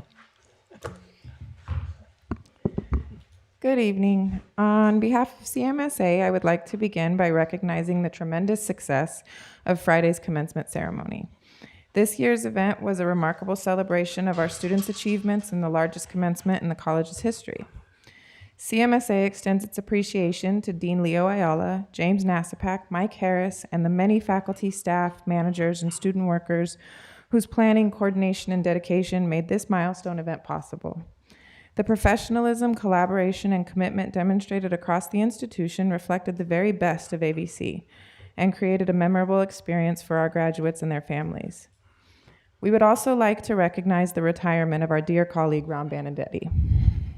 On behalf of CMSA, I want to express our deepest gratitude for the countless hours, unwavering dedication, and genuine care he has invested in this institution over the years. AVC is a better place because of Ron's service, leadership, and commitment to students and employees alike. And while we are excited for him as he begins his new chapter, his presence will certainly be missed. We wish him nothing but happiness, good health, and many years of enjoying retirement. And while we may no longer have him on campus every day, I'm hopeful that there'll still be plenty of opportunities for us to all cheer on the 49ers, of course. As we close another academic year, CMSA is excited to begin planning for summer and fall terms, and we look forward to continuing our work in support of student success and collaborating with our colleagues across campus as we prepare for another year. Thank you. Thank you. Okay, Associated Students Organization, Joseph Trulson.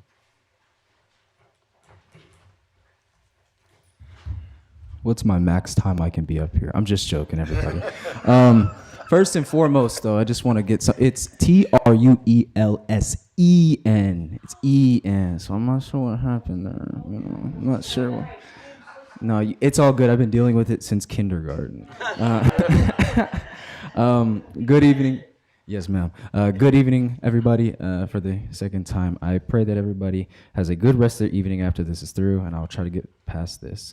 Though I and the rest of the cabinet have not been sworn in just yet, our push for impact and growth in the cabinet and our want to serve has not wavered. Discussions as well as tentative dates for meetings to be able to expand, discuss, and build on the foundation moving forward in the given year have already taken place. We want to be able to flesh out ideas, dates, and budgets so that we might have more allocation for focusing on impact-driven actions to have real-life deliverables while building up specifics that we set out and up to achieve.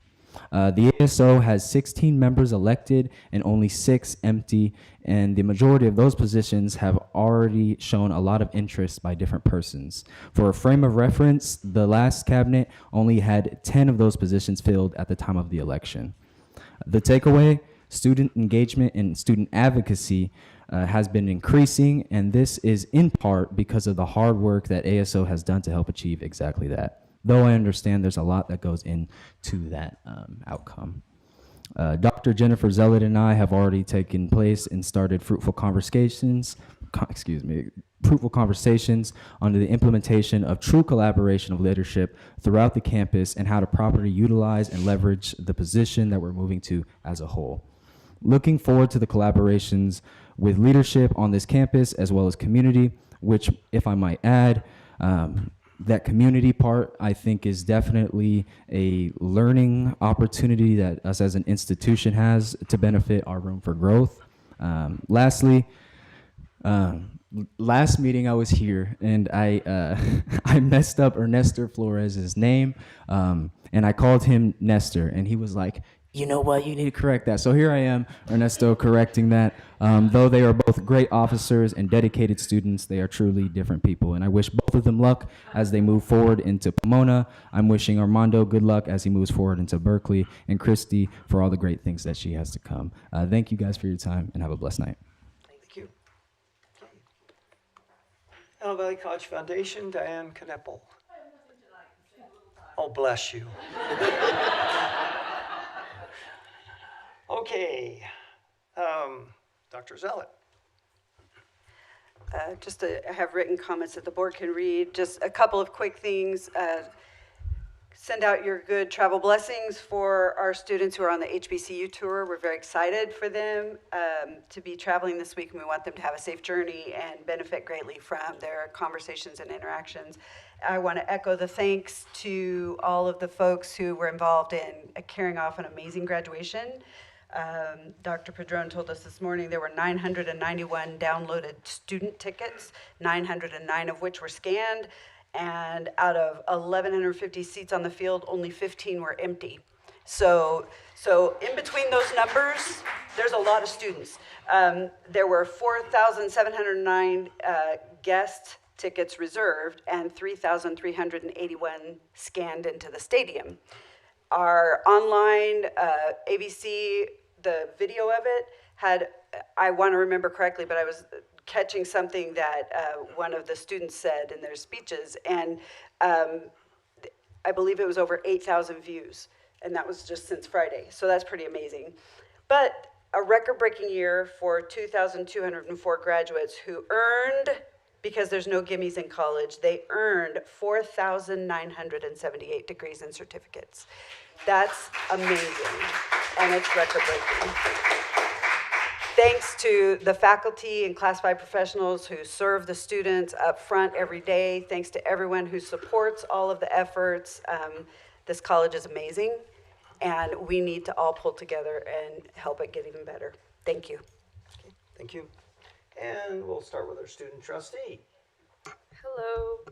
First, I want to start off and say Happy Pride Month to everyone, a part of the community, allies, overall everyone who celebrates. I know we had a flag raising. It was really cool. I unfortunately couldn't go, but I saw the little mixer that happened after, so it was really cool to see the Pride Center come to life in that way, and everybody there was really great. I'm really happy to see how our institution celebrates our diversity. It's very encouraging to see. I also wanted to congratulate all of our graduates, especially our first class, I believe, in Bachelor's of Respiratory Care. So great job to them. I was in attendance on Friday. I got to work the event, so it was a lot, but it was really great to see everyone come together. So the team in charge of that did a great job at handling everything, everyone who went up there and spoke, and then again, the graduates as well. So great job to everyone. And then two things I did want to point out. I'm really glad that the grant the application for student housing was approved. As a student, I see how much of a need there is for it. So just echoing what I was saying earlier. And then also the billboards for Next Up. Our Next Up program is very crucial to our campus. They help support a lot of students, and I know we have a high, within our valley, that there's a need for programs that support foster youth. So it's really great to see how hardworking our marketing department, marketing department is. I was the executive director of public relations, so I worked with the marketing department in ASO. I worked with previous ED, Alejandro Guzman, now with Ms. Diane Knippel. We had some really great conversations, so I'm really grateful to see this get passed as well. I want to say great job to our Leadership Academy. They did a really great presentation. Big shout out to my ASO people, my Marauder Promise people within the academy, within the program. Great job to everyone, but especially them. I'm really glad the Academic Senate is talking about AI wearables. Anyone who knows me knows I'm very against AI, all sorts of it. It's like an ongoing joke. So within my friends, so it's really great to see like action and discussions happening on that. I also just wanted to say great job to everyone for finishing the semester, all faculty, staff, administrators, students especially. Great job on your finals. Hope you all did well, and good luck on your summer courses. And that's all I wanted to say. Thank you. Thank you. Mike? No report. Okay. Michelle? Thank you so much, President Buffalo. I just want to mention a few dates. June 14th, Sunday, is Flag Day. Now, we don't really celebrate Flag Day the way we did when I was little, but we have to remember what Flag Day, it was the Second Continental Congress, 1777, on June 14th, made our flag our flag. I am a huge patriot. I love the flag. Why not? Okay, so that's June 14th. And then I have to mention our graduation because Trustee Gaines and Trustee Buffalo were the GOAT in that diploma distribution. So we really appreciated that and just how well everything went. It was just really different, but a beautiful, beautiful ceremony. Friday, June 19th is Juneteenth. I wanted to make sure that I brought that up because, Juneteenth celebrates the folk in Texas who were the last of the emancipated slaves. That's really important. But we're not going to end there. June 21st is Father's Day. Y'all don't forget daddies. Please don't. They do so much and they're so good to us all. And sometimes they don't get the big pump up that moms get. So I wanted to make sure I did that for Father's Day. So that's all. Thank you, guys. Cool. Thank you. Mike? First of all, the graduation was really wonderful this year. We were blessed with the weather, and we were blessed by the work of Vice President Padron, who organized it. It was really organized this year. We had the graduates coming from both sides of the stage. We had other amenities. We had the refreshment counter. You did a great job, Ms. Vice President. And Barbara Gaines is the all-time person handing out diplomas. I think she gave out 700 or something. And it was a great ceremony. I'm sorry we kept you guys late tonight. You have a good evening, and we'll see you next month. Okay, Barbara? I'm just going to say thank you to both of you. When I was sort of challenged myself, well, he started it. He told me, he said he was going to make me hand out 500. And I said, okay, I'm going to try that. I actually think I may have done a little more. But yeah, I enjoyed it. Great graduation. Thank you. Okay, yes, I challenged her and she passed it and couldn't get her out of there. She said, no, I'm going for it. Okay, that's great. I had a chance to attend the AVC softball banquet, and I want to point this out. It was an amazing banquet that the girls were not only athletic, all-state, and all-Americans, they were also academic and state recognized athletes.